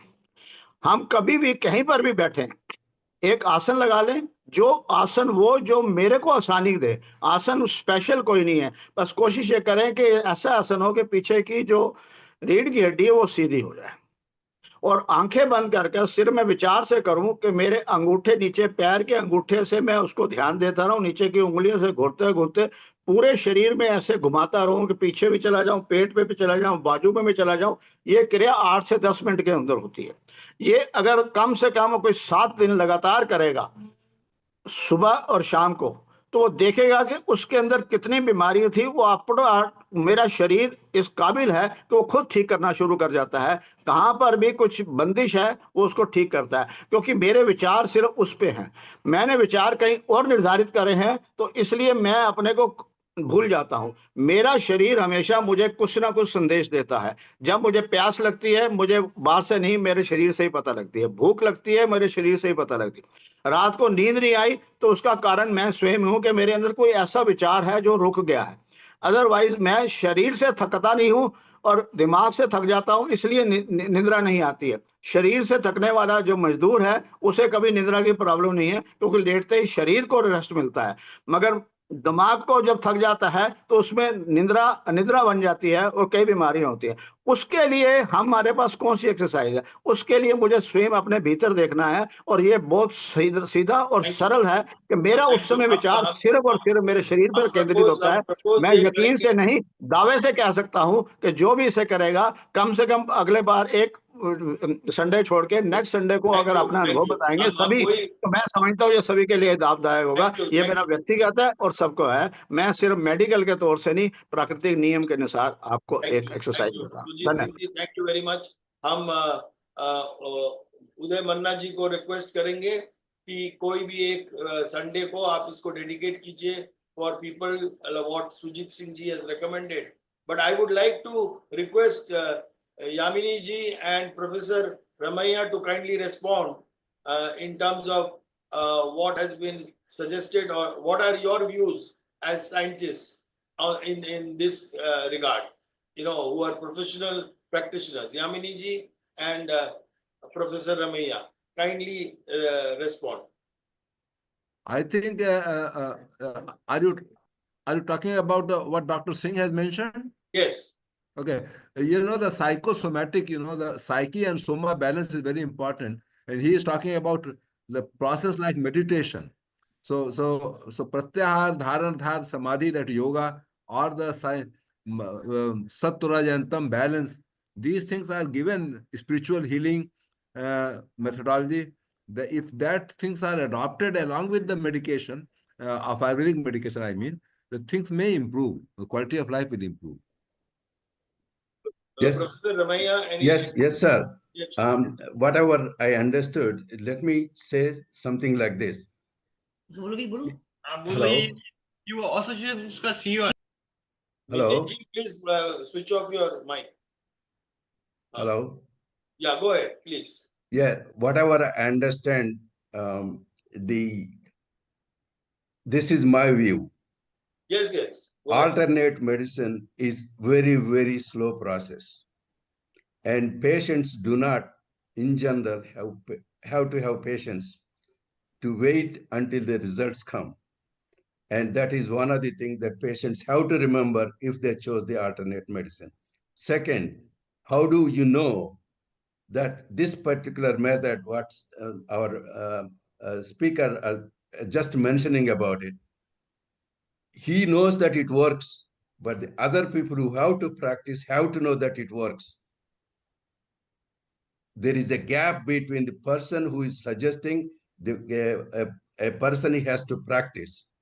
And if I put my soul in the parent's soul, my view completely different.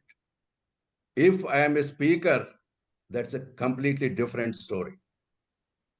Patient meaning a parent who is suffering from rare diseases, a completely different mindset. They have to believe in it. Yeah, good. Sahuji, you wanted to say something. You had raised your hand. Sahuji, unmute. Okay, आइए please. Hello. Yes, मैं बोलूं? Medicine has come at USA, DUSAT, for the patients of DMD. How can we get the medicine in India? Nitin ji has asked a question. Sahuji, एक minute. Nitin ji has intervened before you. उनको हम लोग मौका दे रहे हैं. Professor Ramaiah, would you like to respond? And Yamini ji, would you like to respond? The question is, how do you access the medicines for patients who are victims? DMD, Yeah, leukemia muscular dystrophy. she want to get medicine in US? Yeah, DUSART medicine has arrived recently. You know that many of the medicines are now available on the Amazon as a food supplement also. What we write here as a medicine, in India it is a medicine recognized, in US it is not a medicine. Ayurveda is not a medicine.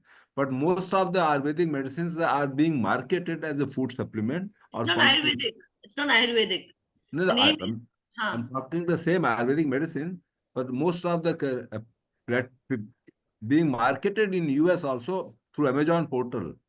So if you need any Ayurvedic medicine from India, I don't know how to export it. But in many functional food like things, which are Ayurvedic drug in India, what I mean to say. But my first suggestion is, Dr. Saab, if you agree with me, both the doctors who are there, Professor Ramay, please do not avoid self-prescription. Go to your consulting doctor, whether he's an Ayurveda doctor, whether he's a Unani doctor, whether he's a yoga doctor or whatever, our traditional healthcare plus allopathy. Please consult one of the doctors, go with his prescription. Whatever he would prescribe, you should go for that, and go to such stores which are recognized to sell those medicines, who are registered to sell those medicines. Whether it is Siddha, Unani, Ayurveda, homeopathy, yoga, naturopathy, or allopathy. I hope I'm clear. Dr. Mishra, we have already have the prescription from AIMS. We have the prescription, but only we want to get the medicine from US. So how to get it from there? So you don't get the medicine in AIMS? No. It's only out of India. It's not in India still arrived. So you can import it. You can go to DGCA's office and import it. There's a very simple form to be filled. And you can, as an individual, import it. It is allowed. DGCA's office? Yes. Okay. Yes, go to CDSCO, the FDA Bhavan in Delhi. Go there and say, I want to import. Please give me a form. You fill it up, take their clearance, and you can import it directly. In fact, there is no import taxes on that one too. Yes, and there is no taxation on that. There is duty waiver for individuals to access. So if you have any problem, you please reach out to us. We will help you to reach to the concerned authorities. Okay. And can you give us your mail ID, sir? Mail ID. My email ID, my horoscope is with Uday Manna ji. हमारा सब कुछ उदय मन्ना जी जानता है ऊपर से नीचे तक. Everything. Go in chat box. वैसे गूगल में भी मिल जाएगा आपको, बट गूगल पे मत भरोसा कीजिए. हमारा उदय मन्ना जी is the biggest. Number has been given in chat box, ma'am. Okay. Number has been given in chat box. Number दे दिया है चैट बॉक्स में. ओके. साहू जी प्लीज आइए. आपको बहुत देर तक. नमस्कार. नहीं सर, बहुत बहुत धन्यवाद. डॉक्टर यामिनी जी और डॉक्टर रमैया जी ने जितनी भी बातें बताई हैं रेयर डिजीज के बारे में, उन पे सबको ध्यान देने की जरूरत है. आपने वेलनेस सेंटर की बात की. मैंने खुद गाजियाबाद में हमारे घर के पास वेलनेस सेंटर है, वहां जाके हीमोग्लोबिन चेक कराया, लेकिन उनके यहाँ लिस्ट लगी हुई है तमाम ब्लड की जांच करने की, वो वहां पे नहीं होते हैं. कहने का मतलब सरकार घोषणा करती है, बड़ी बड़ी बातें करती है, लेकिन ग्राउंड रियलिटी को चेक नहीं करती. अभी गाजियाबाद के हॉस्पिटल में साहू जी, हम आप लोगों को सबको फिर से रिक्वेस्ट कर रहे हैं, क्योंकि ये यूट्यूब में भी जा रहा है, सबको लग रहा है. जब भी आपको कोई भी चीज महसूस होता है, प्लीज एक छोटा सा नोट बनाइए. बिल्कुल. एक रिपोर्ट बनाइए. वो रिपोर्ट बनाकर एक तो हमको भेज दीजिए, बिल्कुल. तो उस पदाधिकारी को भेजिए जिसके अंडर में वो यूनिट आता है. तो हम आपको ये आश्वासन दे सकते हैं, आप यदि लिखित भेजेंगे कहीं पर भी और हमको कॉपी देंगे, हमारा काम ही है कि लोगों के पीछे लगे रहना. बिल्कुल. चिट्ठी के पीछे लग जाएंगे. अच्छा, ये बताना चाहता हूँ जी, मैं ये बताना चाहता हूँ कि अभी जैसे मैरिज रजिस्ट्रेशन होती है तो उसमें ये थैलेसेमिया की जांच का सर्टिफिकेट अनिवार्य रूप से जोड़ा जाए कि इसको कराना जरूरी होगा, तभी आपकी मैरिज रजिस्ट्रेशन होगी। और हर शादीशुदा जो नए कपल बन रहे हैं उनको थैलेसेमिया की जांच करानी चाहिए, जिससे कि उनके बच्चे कम से कम थैलेसेमिया से पीड़ित ना हो। चाहे ये लाखों लोगों में किसी एक को होती हो, लेकिन जिसको हो जाती है उसका घर जो है बर्बाद करने के लिए पर्याप्त है। तकलीफ दे बीमारी है। तो ये जाना जी, चाहिए। यही मेरा सुझाव है सर। ये हम लोग की तरफ से थैंक यू। जाना चाहिए। हम उम्मीद करते हैं कि हम लोग इस पे आप तो बराबर मदद करते रहे हैं आरजेएस परिवार को। आप एक छोटा सा पत्र भेजिए, ये बहुत अच्छा सुझाव है। बिल्कुल बिल्कुल आप पीएमओ को भेजिए आपका पत्र, बिल्कुल और उसका कॉपी सारे लोगों को मार्क कीजिए, हेल्थ सेक्रेटरी, हेल्थ मिनिस्टर, सबको मार्क कीजिए कि ये जांच अनिवार्य रूप से होनी चाहिए। बिल्कुल, स्टेट गवर्नमेंट्स के चीफ मिनिस्टर्स को लिखिए ताकि एक एविडेंस बन जाए। जब तक एविडेंस नहीं बनेगा बिल्कुल तो बिल्कुल आपको सुनेगा नहीं। और कोई बिल्कुल बिल्कुल बिल्कुल और कोई सही है। आना चाह रहे हैं? किसी का थैंक यू प्रश्न है? Thank you sir, thank you thank you. Excuse me, sir. Excuse me, sir. Yes. Sir, we have Yes. not received your number, sir, at the chat box, sir. We have checked out. Link भेजा हुआ है ना, live broadcast का link है। हाँ, technical team एक बार share कर दीजिए। हाँ, एक बार टेक्निकल टीम नंबर शेयर कर दीजिए, तब तक आगे बढ़ते हैं। बिजोंदा आगे बढ़े क्या? चैट बॉक्स में भी कुछ क्वेरीज आई हैं। अब आप डाल दीजिए ना प्लीज, आप लोगों को तो मालूम है हमारा नंबर, डाल दीजिए। हाँ, तो टेक्निकल टीम वो चैट बॉक्स में कुछ लोगों ने कुछ क्वेरीज की है और कुछ सुझाव दिए हैं, कुछ सलाह भी लेना चाहते हैं। वो पढ़ के सुना दीजिए। सर मैं कुछ रिक्वेस्ट करना चाह रहा था आपसे। जी बताएं बताएं। हेलो रमेश गुप्ता जी, जी बताएं रमेश गुप्ता। गुप्ता जी, रमेश गुप्ता जी। हाँ सर, हाँ नमस्कार ऑल ऑफ यू। मैं खाली एक इतनी सी रिक्वेस्ट करना चाह रहा था कि एक रेयर डिजीज है MNGI, माइट्रोकोन्ड्रियल न्यूरो गैस्ट्रोइंसेफेलोपैथी। ये बहुत अल्ट्रा रेयर डिजीज है और इंडिया में इसके हजारों की तादाद में पेशेंट हो सकते हैं। हमारी फैमिली में दूर दूर तक इस तरीके के कोई पेशेंट अवेलेबल नहीं थे, लेकिन मेरे को अचानक जो है ये कुछ इस तरीके के मेरी डॉटर की डेथ के बाद में, मेरी डॉटर की डेथ आज से 5 साल पहले इसी डिजीज से हुई। At that time she was 25 years old and absolutely okay at the end stage. हमको ऐसा महसूस भी नहीं हुआ कि ऐसा कोई डिजीज होता है जिसकी वजह से ये सफर है। खाली एक ही प्रॉब्लम थी कि उसका वेट बहुत कम था। 25 साल की उम्र में वो मात्र 38 kg की थी, वजन कम था और कुछ नहीं था। लेकिन अचानक once in a fine morning उसको कुछ काफ़ी सारी गैस्ट्रो न्यूरो इस तरीके की प्रॉब्लम्स, पैराफेरल न्यूरोपैथी, कुछ इस तरीके की प्रॉब्लम्स हुई और फाइनली उसकी डेथ हो गई। तब से फिर मैंने इसका एक NGO बनाया है जिसमें MNGI इंडिया इसको रजिस्टर्ड करा करके, सेंट्रल गवर्नमेंट से रजिस्टर्ड ये NGO है, जिसमें हम लोग MNGI के पेशेंट्स को आइडेंटिफाई करते हैं, उसका टेस्टिंग फैसिलिटीज़ के लिए प्रमोट करते हैं। अभी तक इसका कोई टेस्टिंग इंडिया में नहीं होता था। हमने न्यूबर्ग लैब से इसका टेस्टिंग फैसिलिटीज़ के लिए टाई अप किया है, वो फ्री ऑफ कॉस्ट इसकी टेस्टिंग भी कर रहे हैं अभी। तो हमको अभी तक करीबन 12 से 13 बच्चे इसके मिले जो कि अभी तक मिस डायग्नोज थे अदर डिजीजेज में। MNGI जो है वो अदर डिजीजेज से काफी ज्यादा मिमिकिंग कर रहा है, जिसमें फूड एलर्जी, ग्लूटीन एलर्जी जो होती है उससे इसका सबसे ज्यादा ऐसा लगता है कि बच्चों को जो है ग्लूटीन से एलर्जी है, इस वजह से इनका वेट गेन नहीं हो रहा है। जबकि वो डिजीज दे में भी पॉसिबल कि वो MNGI से परेशान हो, MNGI की वजह से उनका वजन नहीं बढ़ रहा हो। जिन लोगों को ग्लूटीन फ्री फूड दे भी दिया जाए और अगर उनका वजन नहीं बढ़ रहा है तो उनको अगर एक बार MNGI चेक करेंगे तो 100% वो पॉजिटिव निकल सकते हैं। इसमें प्राइमरी जब बच्चा 22 से 25 साल तक तो कुछ भी आपको महसूस नहीं होता है, उसके बाद में आपको जो है कुछ न्यूरोलॉजिकल और कुछ गैस्ट्रो इश्यूज उसको कंटिन्यूअसली रहते हैं। ये अभी जो मुझे लगता है इस डिजीज की वजह से इंडिया में करीबन थाउजेंड्स की क्वांटिटी में पेशेंट हो सकते हैं।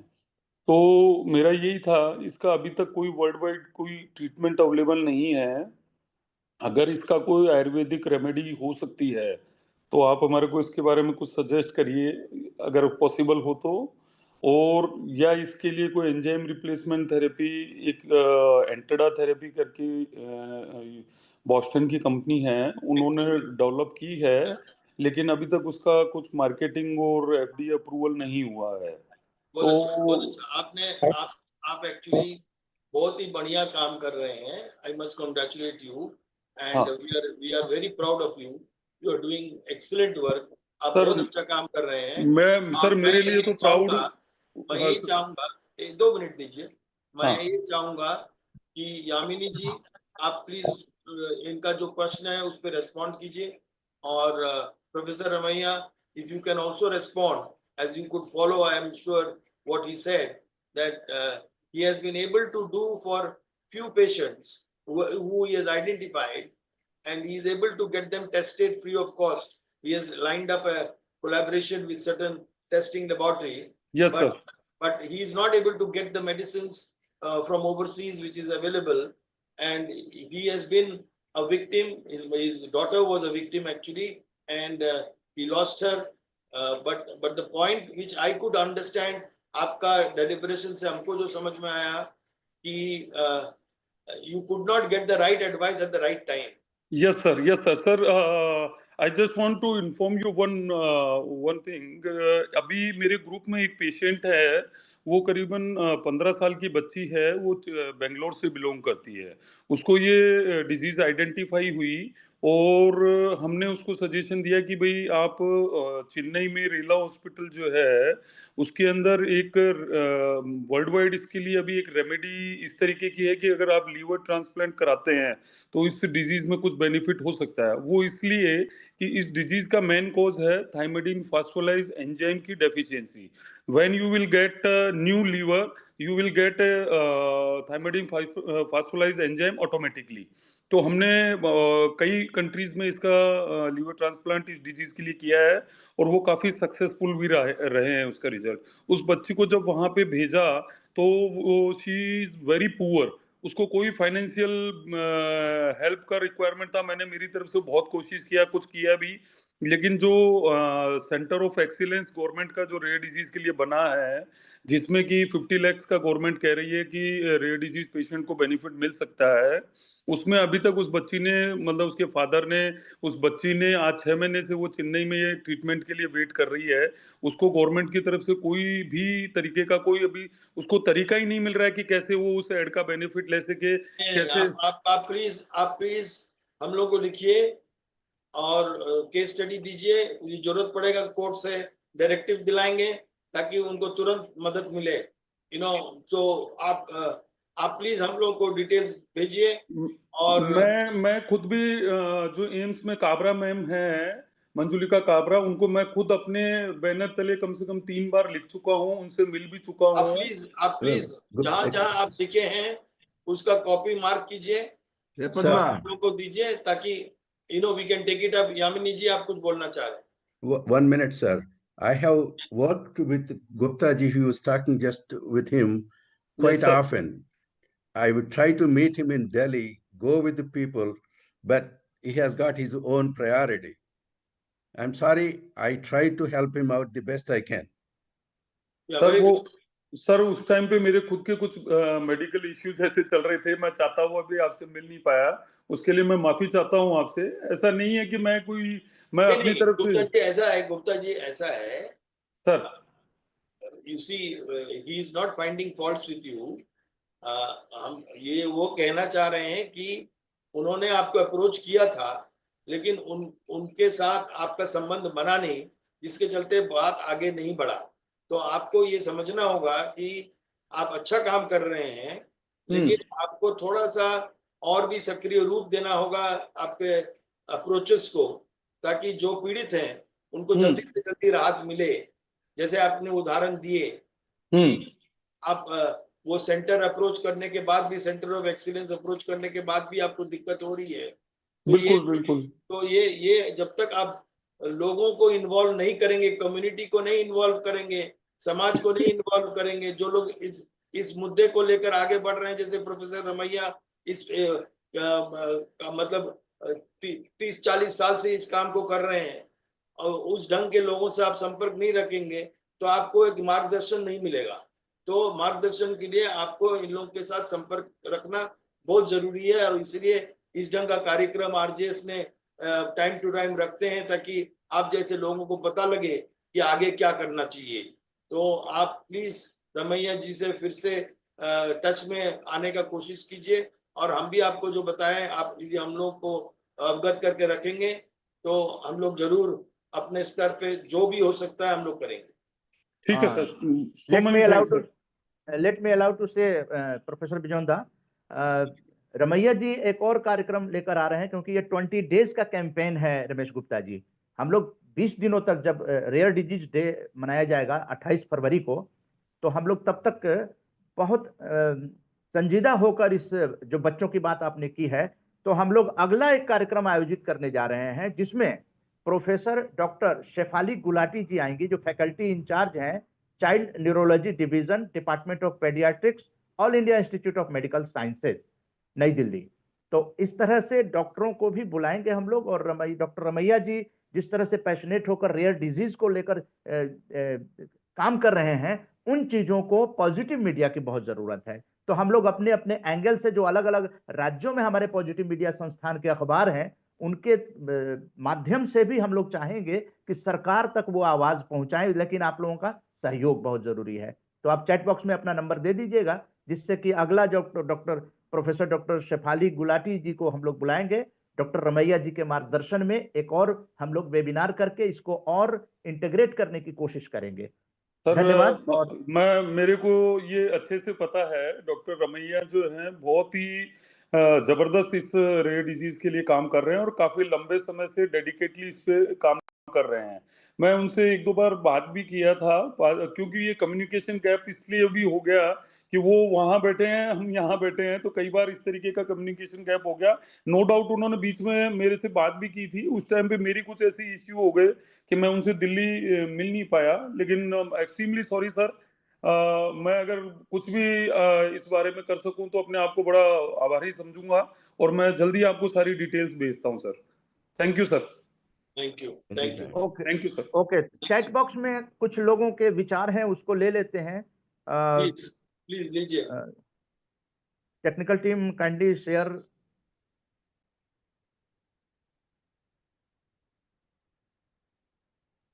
आप यहाँ ये पढ़ सकते हैं, अनंत कुमार जी का है ये, और इन्होंने डिजीज के बारे में रमैया साहब से उन्होंने शेयर भी किया है और रिपोर्ट्स, और रमैया साहब ने एम्स सजेस्ट किया था आगे के बैनर में। आगे आगे आप ये करेंगे।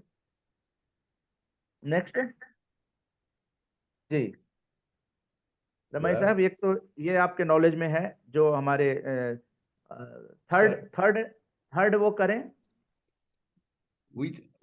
At the time, whatever we know, we communicated to them information, but if there is more than what I already communicated, if they come back to me, we'll be happy to help, whatever we weigh. Okay. For example, with Gupta ji just who spoke, even I went all the way to meet him in Delhi, go with him to see the doctor in a different part. But I can only do so much. No, he has confessed that he was not well at that point of time and he couldn't get in touch with you, for which he is sorry. Sir I just remember, उस time पे Ramaiah sir जब दिल्ली आए थे तो इन्होंने मेरे से बोला जोधपुर में जो सेंटर ऑफ एक्सीलेंस के जो डॉक्टर हैं उनसे आप अपॉइंटमेंट फिक्स कीजिए, अपन उनसे मिलते हैं।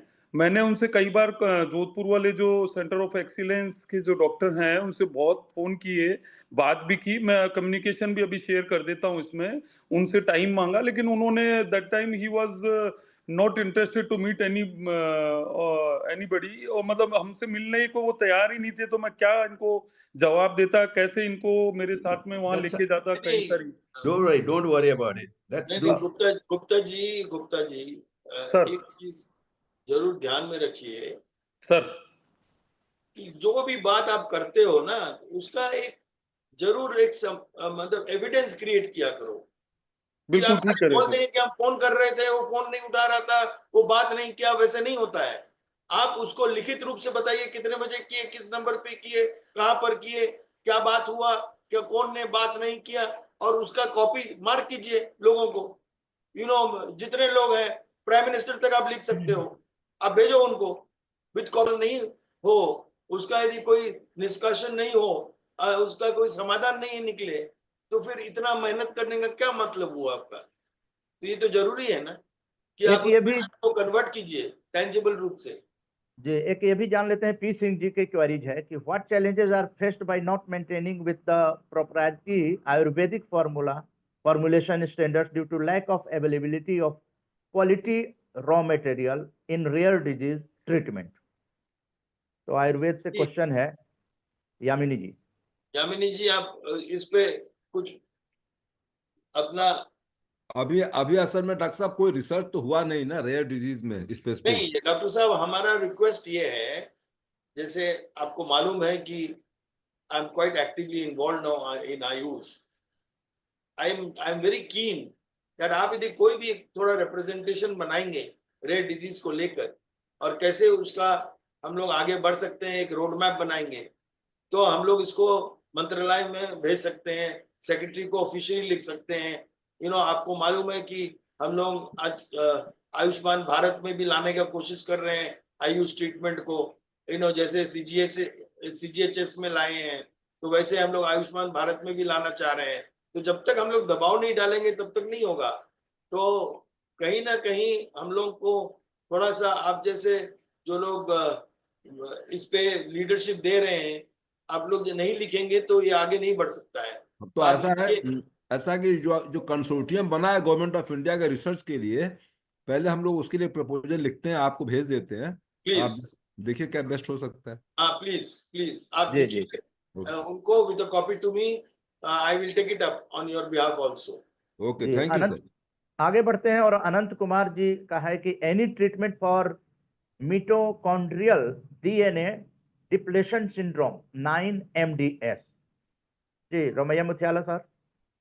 I'm sorry, I don't have any ready-made answers for that question. Thank you. Okay. Can you suggest to us how do we proceed? Yes, yes, I can suggest it. There are dedicated labs for diagnosis the rare disease. Go with the Center of Excellence in AIMS. If they cannot, they will suggest the another lab, because we do not know which Center of Excellence is doing which test. That is not clear yet.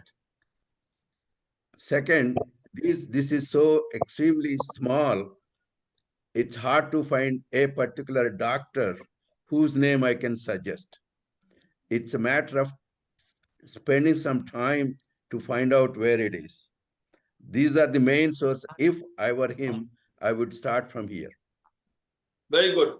So I hope the viewer, the participant has got the answer. आप please AIIMS के centre of excellence से शुरू कीजिए, और यदि AIIMS के centre of excellence आपका समाधान नहीं दे पा रहे हैं, तो वो लोग आपको रेकमेंड करेगा किस लेबोरेटरी में जाने के लिए। उस लेबोरेटरी को फिर आप यदि अप्रोच करेंगे, तो उस ढंग से ट्रायल एंड एरर मेथड से आप उस लेबोरेटरी तक पहुंच सकेंगे जहां पर इसका ट्रीटमेंट हो रहा है, या इसका डायग्नोसिस हो रहा है, या इसका टेस्टिंग होता है। तो हम उम्मीद करते हैं कि बहुत जल्दी, Professor Ramaiya, we should work towards that we should try to develop all the center of excellence competencies, that which center of excellence can do what kind of a treatment or diagnosis, so that at one go we can come to know, rather than making everybody run to only AIMS, we can make them go to that right place in the right manner at the right time without wasting time. I think that is the one task which has come to us now, is can we make the center of excellence be graded in terms of their competencies, and what kind of a test reports they have already generated. We can get that data from them. Yes, we are actually putting the database for that. There is very, as best as we can. Right now, there are 100 questions, for example, There will not even answer for one of them, but it will come. It's a matter of time. Yeah. You see, that is how frequently asked questions are framed. FAQs are framed out of questions asked where we don't have a reply, and then we make a reply out of that FAQ. In terms of what people ask us, we don't have a reply. Then we do research to make a reply, and we give a reply to the person who's asking that question. So it is one of those FAQs which has come out in today's discussion. And उदय मन्ना जी, ये जो भी writing में आ रहा है लोगों से, उसको please kiss ढंग से आप शेयर करेंगे रमैया जी को और यामिनी जी को, ताकि as practising doctors they can take it up appropriately. Thank you sir. इसमें हम लोग क्या करेंगे कि अपना जो न्यूज़लेटर है वो 28 तारीख को रेयर डिजीज डे जिस दिन है उस दिन हम लोग लॉन्च करेंगे न्यूज़लेटर। तो आप लोग रमैया साहब और यामिनी जी, आप लोगों के जो जवाब आएंगे इनके, उसको हम लोग वहां पे गाइडेंस पब्लिश कर देंगे। एक लास्ट क्वेश्चन बिजोंदा अनीता माने का है कि सर मेरा भाई अभी उसकी एज 31 वर्ष है और पिछले 12 साल से सिंड्रोम से पीड़ित है, मेलाज MELAS सिंड्रोम से पीड़ित है। सर उसके लिए प्रॉपर ट्रीटमेंट नहीं मिल रही है। So please guide me if any doctor for melas syndrome. Professor Ramaiya, Professor Yamini. Yeah, I'm trying to answer this because, as you mentioned, there are several thousand conditions are there. Many of them don't have the names. That's one. Second, sometimes the disease have more than one name. As a result of that, it is better for a person who is really needed that one, have to do some work. If not, please suggest to us, this is what we want within our resources. We will try to get the whatever information that is publicly available. As a patient organization, we are committed to do that.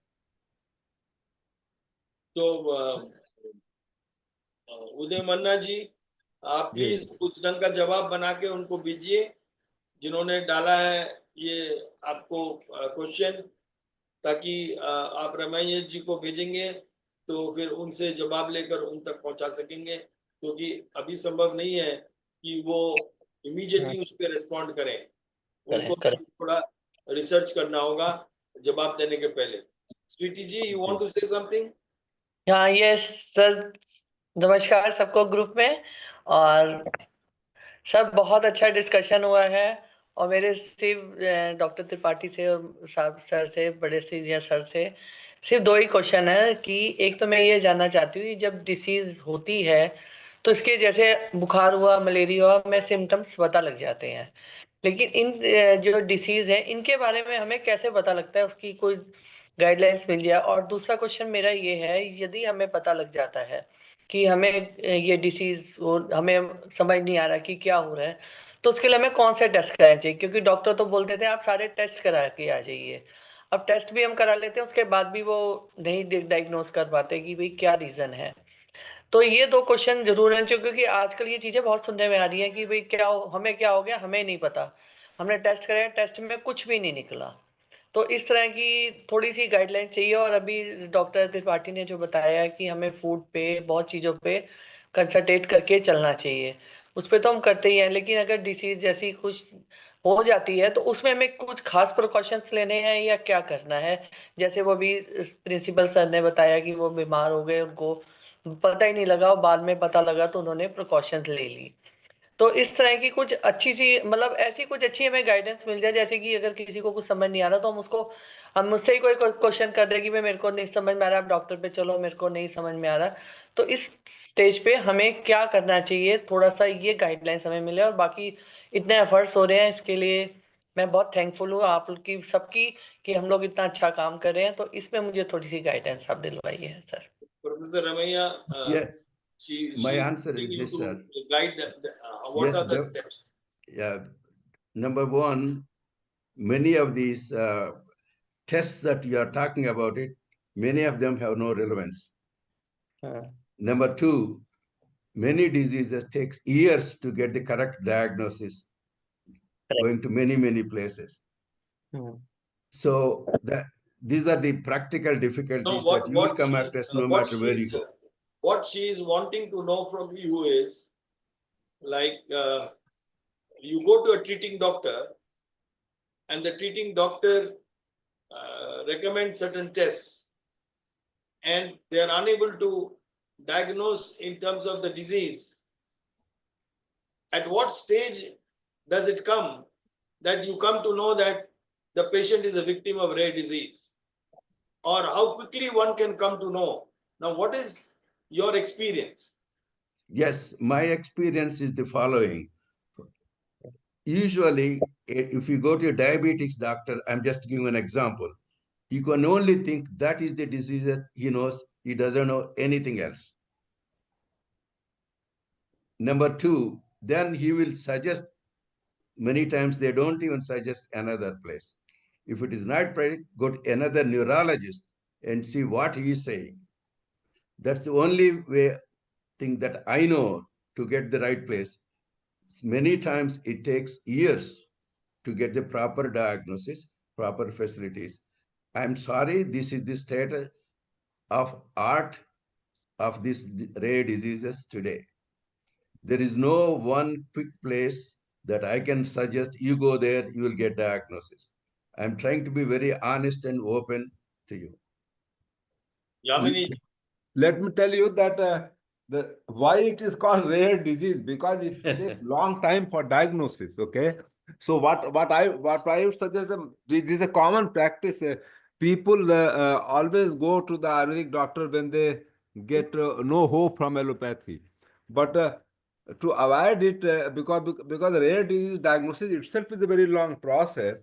So I would suggest that if you are getting a symptom, suppose Gupta's daughter was not getting body weight after a long time, and suddenly she died.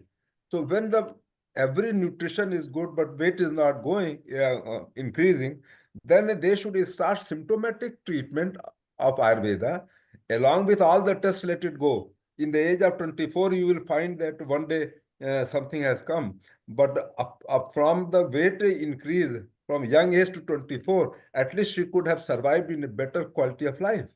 That is my suggestion.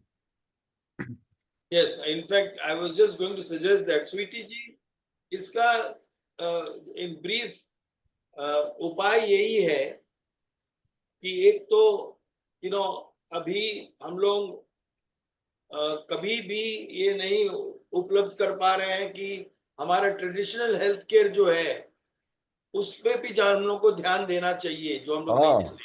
बिल्कुल। You see, कई बार हम लोग केवल allopathy पे ही depend कर लेते हैं, वो गलत हो रहा है। हम लोगों को ट्रेडिशनल हेल्थ केयर पे जाना चाहिए, और इसलिए हर हेल्थ एंड वेलनेस सेंटर में एक आयुर्वेद डॉक्टर को वो लोग अनिवार्य रूप से रखने का एक नियम बना दिया है, और योगा सेंटर खोलने का एक नियम बना दिया है। तो ये हम उम्मीद करते हैं कि आज का परिचर्चा के बाद हम लोग कोशिश ये जरूर करेंगे कि हर चीज के लिए हम लोग को एलोपैथिक मेडिसिन के लिए दौड़ के जाने का जरूरत नहीं है।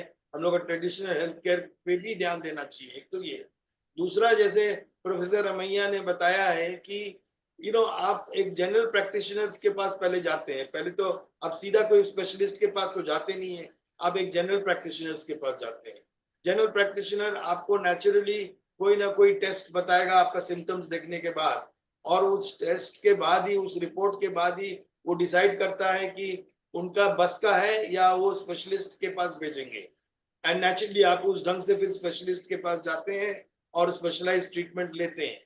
तो हम इसलिए बार बार सरकार का भी ध्यान ला रहे हैं, आप लोग सबको भी ये बता रहे हैं कि हम लोग दोनों को लेकर कैसे चल सकते हैं, traditional health care as well as modern health care.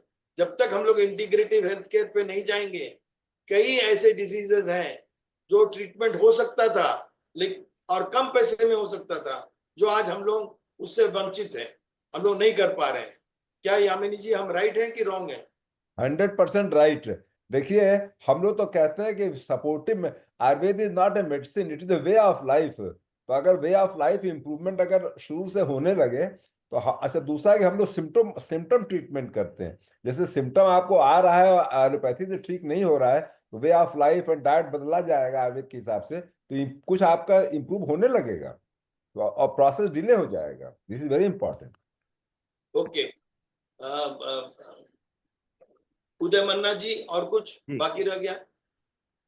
Last और कोई नहीं है ना? मैं थोड़ा बोलना चाहता हूँ। यार कुशवाहा जी लास्ट। कुशवाहा जी आइए कुशवाहा जी बोलिए। सभी को मेरा नमस्कार। मैं डॉक्टर साहब से बनारस में मिलना चाहता हूँ। मैं नियर बाई गाजीपुर का रहने वाला हूँ। तो एक बार मैं जो बीएचयू में या इनका प्राइवेट प्रैक्टिस कर रहे हैं, इसमें एक बार मैं मिलना चाहूंगा। तो मैं उदय मन्ना जी से आपका कांटेक्ट नंबर ले लूंगा, क्योंकि एक हम जो अपने माता रामरती देवी के नाम से मंदिर और प्रयोगशाला अपने गांव में स्थापित कर रहे हैं, उसमें हम एक ट्रीटमेंट का भी जो है आयुर्वेदिक ट्रीटमेंट का भी हम वो चाहते हैं चलाना। तो उसमें कुछ हम इनसे मिलेंगे और कुछ रोगों के बारे में डिस्कशन करेंगे। तो मेरा यही निवेदन है। यामिनी जी के से बेटर व्यक्ति आपको मिलेगा नहीं। आप तो कल ही बनारस जाइए, यामिनी जी से मिलिए, उनसे फोन पे संपर्क कीजिए। आपको उदय मन्ना जी उनका फोन नंबर दे देंगे। उदय मन्ना जी, आप प्लीज कनेक्ट करवाइए कुशवाहा जी को यामिनी जी के साथ। यामिनी जी से बेटर आदमी आपको नहीं मिलेगा। आप यदि वहाँ कोई आयुर्वेद चिकित्सा खुलवाना चाहते हैं, यामिनी जी से पूरा सलाह लीजिए, वो आपको एकदम करेक्ट डायरेक्शंस देंगे और बहुत ही इन्फ्लुएंशियल व्यक्ति हैं। आप इनसे प्लीज मदद लीजिए। ठीक है, धन्यवाद सर, धन्यवाद। Okay.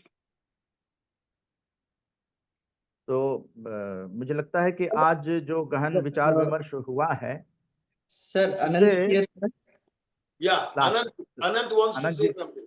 Anant Kumar ji. Yes, sir. Very good afternoon, sir, all of you. Sir, as I mentioned, my niece is suffering from this mitochondrial DNA depletion syndrome. She is hardly 3 years old. We have visited, as I said, I connected with Professor Ramaya sir also in the past, shared all the reports. He suggested to connect with AIMS, one of the doctor. We visited hospital also, but we haven't received any proper diagnosis or anything. Actually, my cousin is from army, so we are treating her in the army hospital also. We visited a couple of children hospitals in Hyderabad, in Delhi also. So nowhere we are not finding proper treatment. So Anand ji, to make your long conversation short, if you don't mind, my request to you is, please reach out to some of our traditional healthcare practitioners. It could be an Ayurveda, it could be Unani, it could be Siddha, it could be homeopathy, it could be yoga, it could be even naturopathy.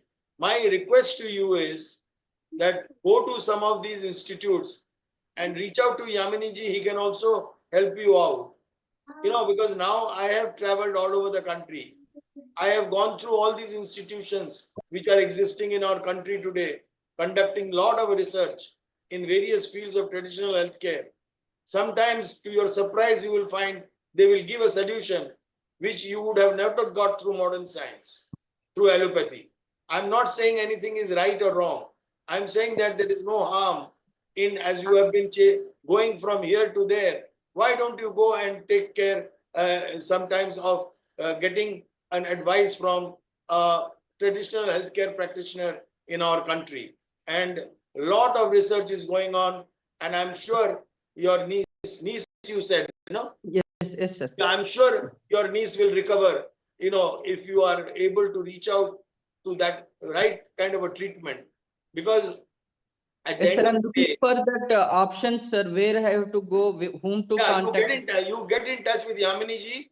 He will 100% help you in guiding you how to move wherever you are based, wherever your niece is. And by the way, just to inform you, even in the defense services, now all defense hospitals have been equipped with traditional healthcare practitioners. They have got Ayurveda practitioners in all defense services hospitals now.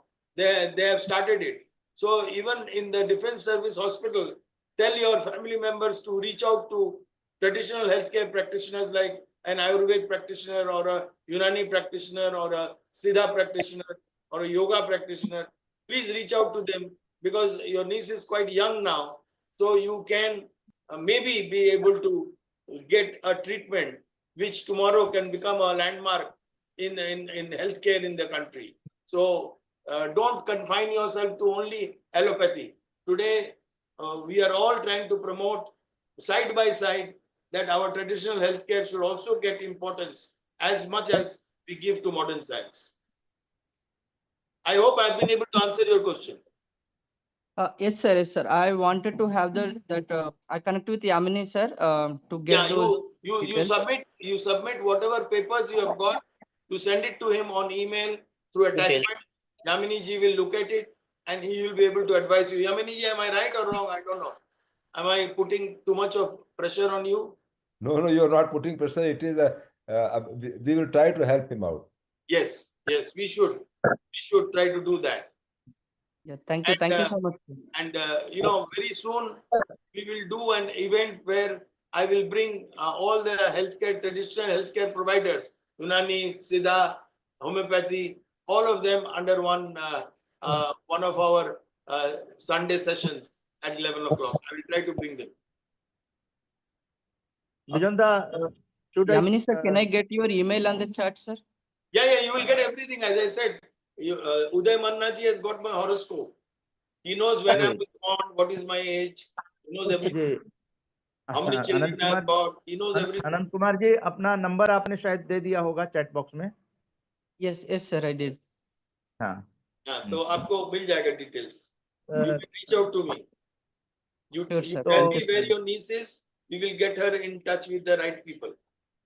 अध्यक्ष महोदय, अब इस कार्यक्रम को अब संपन्न कराने की अनुमति दी जाए. Please go ahead. जिस तरह से पॉजिटिव मीडिया को लेकर अभियान चल रहा है, उसमें आप सभी का सहयोग जो है अपेक्षित है और इसको हम लोग लगातार जो है वो आगे बढ़ा रहे हैं. अलग अलग विषयों पे आप सजेस्ट कर सकते हैं हमें, आपके पसंद के विषय क्या हो सकते हैं. आप वर्ल्ड वाइड एक्सपर्ट को भी हम लोग आमंत्रित कर रहे हैं. प्रोफेसर रमैया जी का आज जो रेयर डिजीज पे कार्यक्रम रहा वो बहुत ही फ्रूटफुल रहा और रमैया जी को लेकर हम लोग फिर और एक वेबिनार जो है करने वाले हैं और उसमें एम्स के डॉक्टर को आपसे रूबरू कराएंगे और चाहेंगे कि डॉक्टर यामिनी जी भी उसमें रहें और ये पूरी टीम रहे. और 28 तारीख को आप लोगों की जो बातें हैं वो सारी चीजों को हम लोग प्रिंट आउट में PDF में आपको भेज देंगे. पूरी हम लोग तैयारी करेंगे इसकी. तो रेयर डिजीज पर मुझे लगता है कि जो प्राइमरी हेल्थ. एक minute just I want to inform everybody कि 28 तारीख को professor Ramaiah, I must tell you this also and I will mention it on 28th of February when I am in Calcutta. I am visiting the National Institute of Homeopathy in Calcutta, which is the All India Institute for Homeopathy in Calcutta. On 28th, we are having a sensitization program in terms of how to give coverage to inpatient care of homeopathy and how to improve inpatient care for homeopath patients. So on 28th of February, we will celebrate Rare Disease Day at Calcutta in the National Institute of Homeopathy, just for information for all. And maybe if it is online, then I will give the link to Uday Manna ji so that people can join online to hear from the experts of homeopathy in the country, because they are all at the National Institute of Homeopathy. It's a very renowned institute supported by Government of India, Ministry of Health. Thank you, Uday Manna ji, for giving me this opportunity to make this announcement. Thank you. सभी RJS family के लिए एक बहुत ही अच्छी opportunity है कि हम लोग आप लोगों के जो भी जहाँ भी जा रहे हैं, आप लोग अगर हम लोगों को आप लोग शेयर करेंगे तो उसको हम लोग मीडिया में आने के लिए अलग अलग राज्यों में जो है उनको भी हम लोग सेंसिटाइज कर रहे हैं, और लगभग 30 चैनल आ रहे हैं 11 फरवरी को, जहां पर कि द पावर ऑफ मीडिया का एक डेमोन्स्ट्रेशन होगा, जिसमें कि आप ये लॉन्च होगा पॉजिटिव ब्रॉडकास्ट ऑन रील्स का। तो अलग अलग माध्यम से आप लोगों की जानकारी को पॉजिटिव मीडिया जो है वो लोगों तक पहुंचाने के लिए कार्य करेगा। तो आप लोग जुड़े रहिए, और अब जो चीज पब्लिश करवाना चाहते हैं या आप लोग जो इंटरव्यू के लिए, मैं ये बताना चाहूंगा कि जैसे ही हम लोगों का पॉजिटिव ब्रॉडकास्ट ऑन व्हील्स आ जाएगा तो RJS PBH studios on wheels भी आ जाएगा, यानी कि वो आपके हिसाब से तय करेगा डेट और टाइम, और पूरे वर्ल्ड से पॉजिटिव माइंडसेट को आगे ले जाने के लिए काम करेगा। तो इसी माध्यम से, क्योंकि आरजेएस पॉजिटिव मीडिया पे और किताब के अंदर और न्यूज़लेटर में, ये 3 फॉर्मेट तो आपके आरजेएस के हो गए, लेकिन मैं और भी पॉजिटिव मीडिया के संस्थान हैं उनको भी जागरूक करने के लिए मारवा स्टूडियो में आरजेएस पॉजिटिव मीडिया फैमिली जा रही है 11 फरवरी, याद रखिएगा, और यूट्यूब का लिंक भी वो भेज दिया जाएगा आप लोगों को। तो आज का जो ये गहन विचार विमर्श हुआ है वो रेयर डिजीज को लेकर, तो आप लोग इस जो चैट बॉक्स में लिंक भेजा गया है कृपया लोगों तक भेज दीजिए, क्योंकि कोई भी मूवमेंट कहीं ना कहीं काम कर जाता है और उसके लिए हमें ये नेक कार्य करने की बहुत आवश्यकता होती है। प्राइमरी हेल्थ सेंटर कैसे मजबूत हो, इस पर जो मार्गदर्शन हम लोगों को मिल रहा है, तो अब दिल्ली में तो नई सरकार बन गई है, अब हम लोग विजिट भी करने वाले हैं, और हेल्थ को लेकर निश्चित रूप से आप लोगों की जो चीजें हैं वो वहां तक भी पहुंचाकर संसद में, विधानसभा में उन लोगों को भी इस पॉजिटिव वर्क के प्रति जोड़ने का काम करेंगे। तो प्रोफेसर डॉक्टर रमैया मुथियाला जी, आपका बहुत बहुत धन्यवाद कि आपने आज का कार्यक्रम जो आरजेएस पीबीएच का जो 317वां कार्यक्रम है, इसको आपने बहुत अच्छे तरीके से अपनी जो Indian organisation for rare diseases की जो संस्था के द्वारा करवाया, इसके लिए हम आपका हार्दिक आभार व्यक्त करते हैं। और प्रोफेसर डॉक्टर यामिनी भूषण त्रिपाठी जी, निश्चित रूप से राजेंद्र सिंह कुशवाहा जी जो हम लोगों के अतिथि संपादक हैं, उनसे मिलकर एक गांव में भी आयुर्वेद की आरोग्यम स्थापित करने की तरफ ये वेबिनार जो है वो एक फ्रूटफुल रिजल्ट दे रहा है। तो प्रोफेसर डॉक्टर यामिनी भूषण जी, आपका भी बहुत बहुत धन्यवाद। और प्रफुल्ल डी शेठ जी, जिनका बहुत हम लोगों के साथ सानिध्य रहता है, और प्रवासी भारतीय सम्मेलन में भी आप और प्रोफेसर विजन कुमार मिश्रा जी आए, उससे प्रवासी भारतीयों को भी आरजेएस के प्रति एक पॉजिटिव एटीट्यूड लेकर गए हैं वो, और उन प्रवासी भारतीयों के साथ हम लोगों का अब लगातार सम्मेलन चलेगा। तो आपके प्रोग्राम अब अमेरिका, कनाडा, यूएसए सब जगह से आयोजित होने शुरू हो रहे हैं। तो मैं उदय कुमार मन्ना, संस्थापक और national convener RJS PBH, Ram Janaki Sansthan, positive broadcasting house, RJS positive media. अब हम लोग 11 फरवरी का कार्यक्रम जो है फिजिकल है मारवा स्टूडियो नोएडा में, और ग्लोबल फेस्टिवल ऑफ जर्नलिज्म। उसके बाद 13 फरवरी को वर्ल्ड रेडियो डे है, बहुत ही इंपॉर्टेंट प्रसारण का एक सशक्त माध्यम रेडियो, वर्ल्ड रेडियो डे मनाएंगे हम लोग। और सरोजिनी नायडू जो स्वतंत्रता सेनानी थी, जो राज्यपाल रही, वो उनका हम लोग जयंती मनाएंगे, और राष्ट्रीय महिला दिवस के रूप में वो मनाया जाता है। तो वहां हम महिलाओं की भी बात करेंगे, और स्वीटी पॉल जी जो हमारी ऑर्गेनाइजिंग समिति की स्वागत समिति में है, और 11 फरवरी को भी मारवा स्टूडियो आ रही हैं।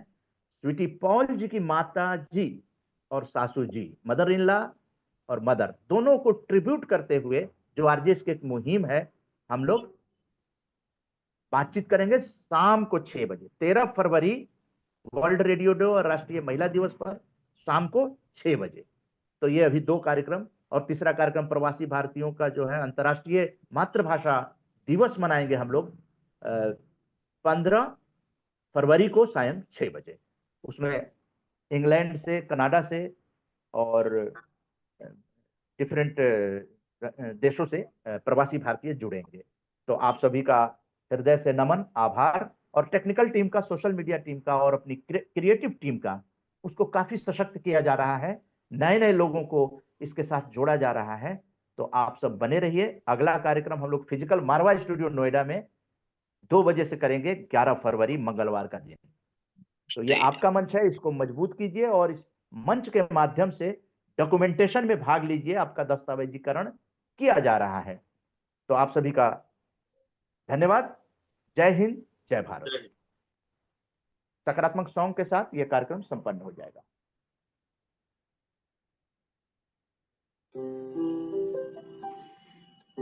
सकारात्मक सोच को आओ सारे भारत में फैलाए,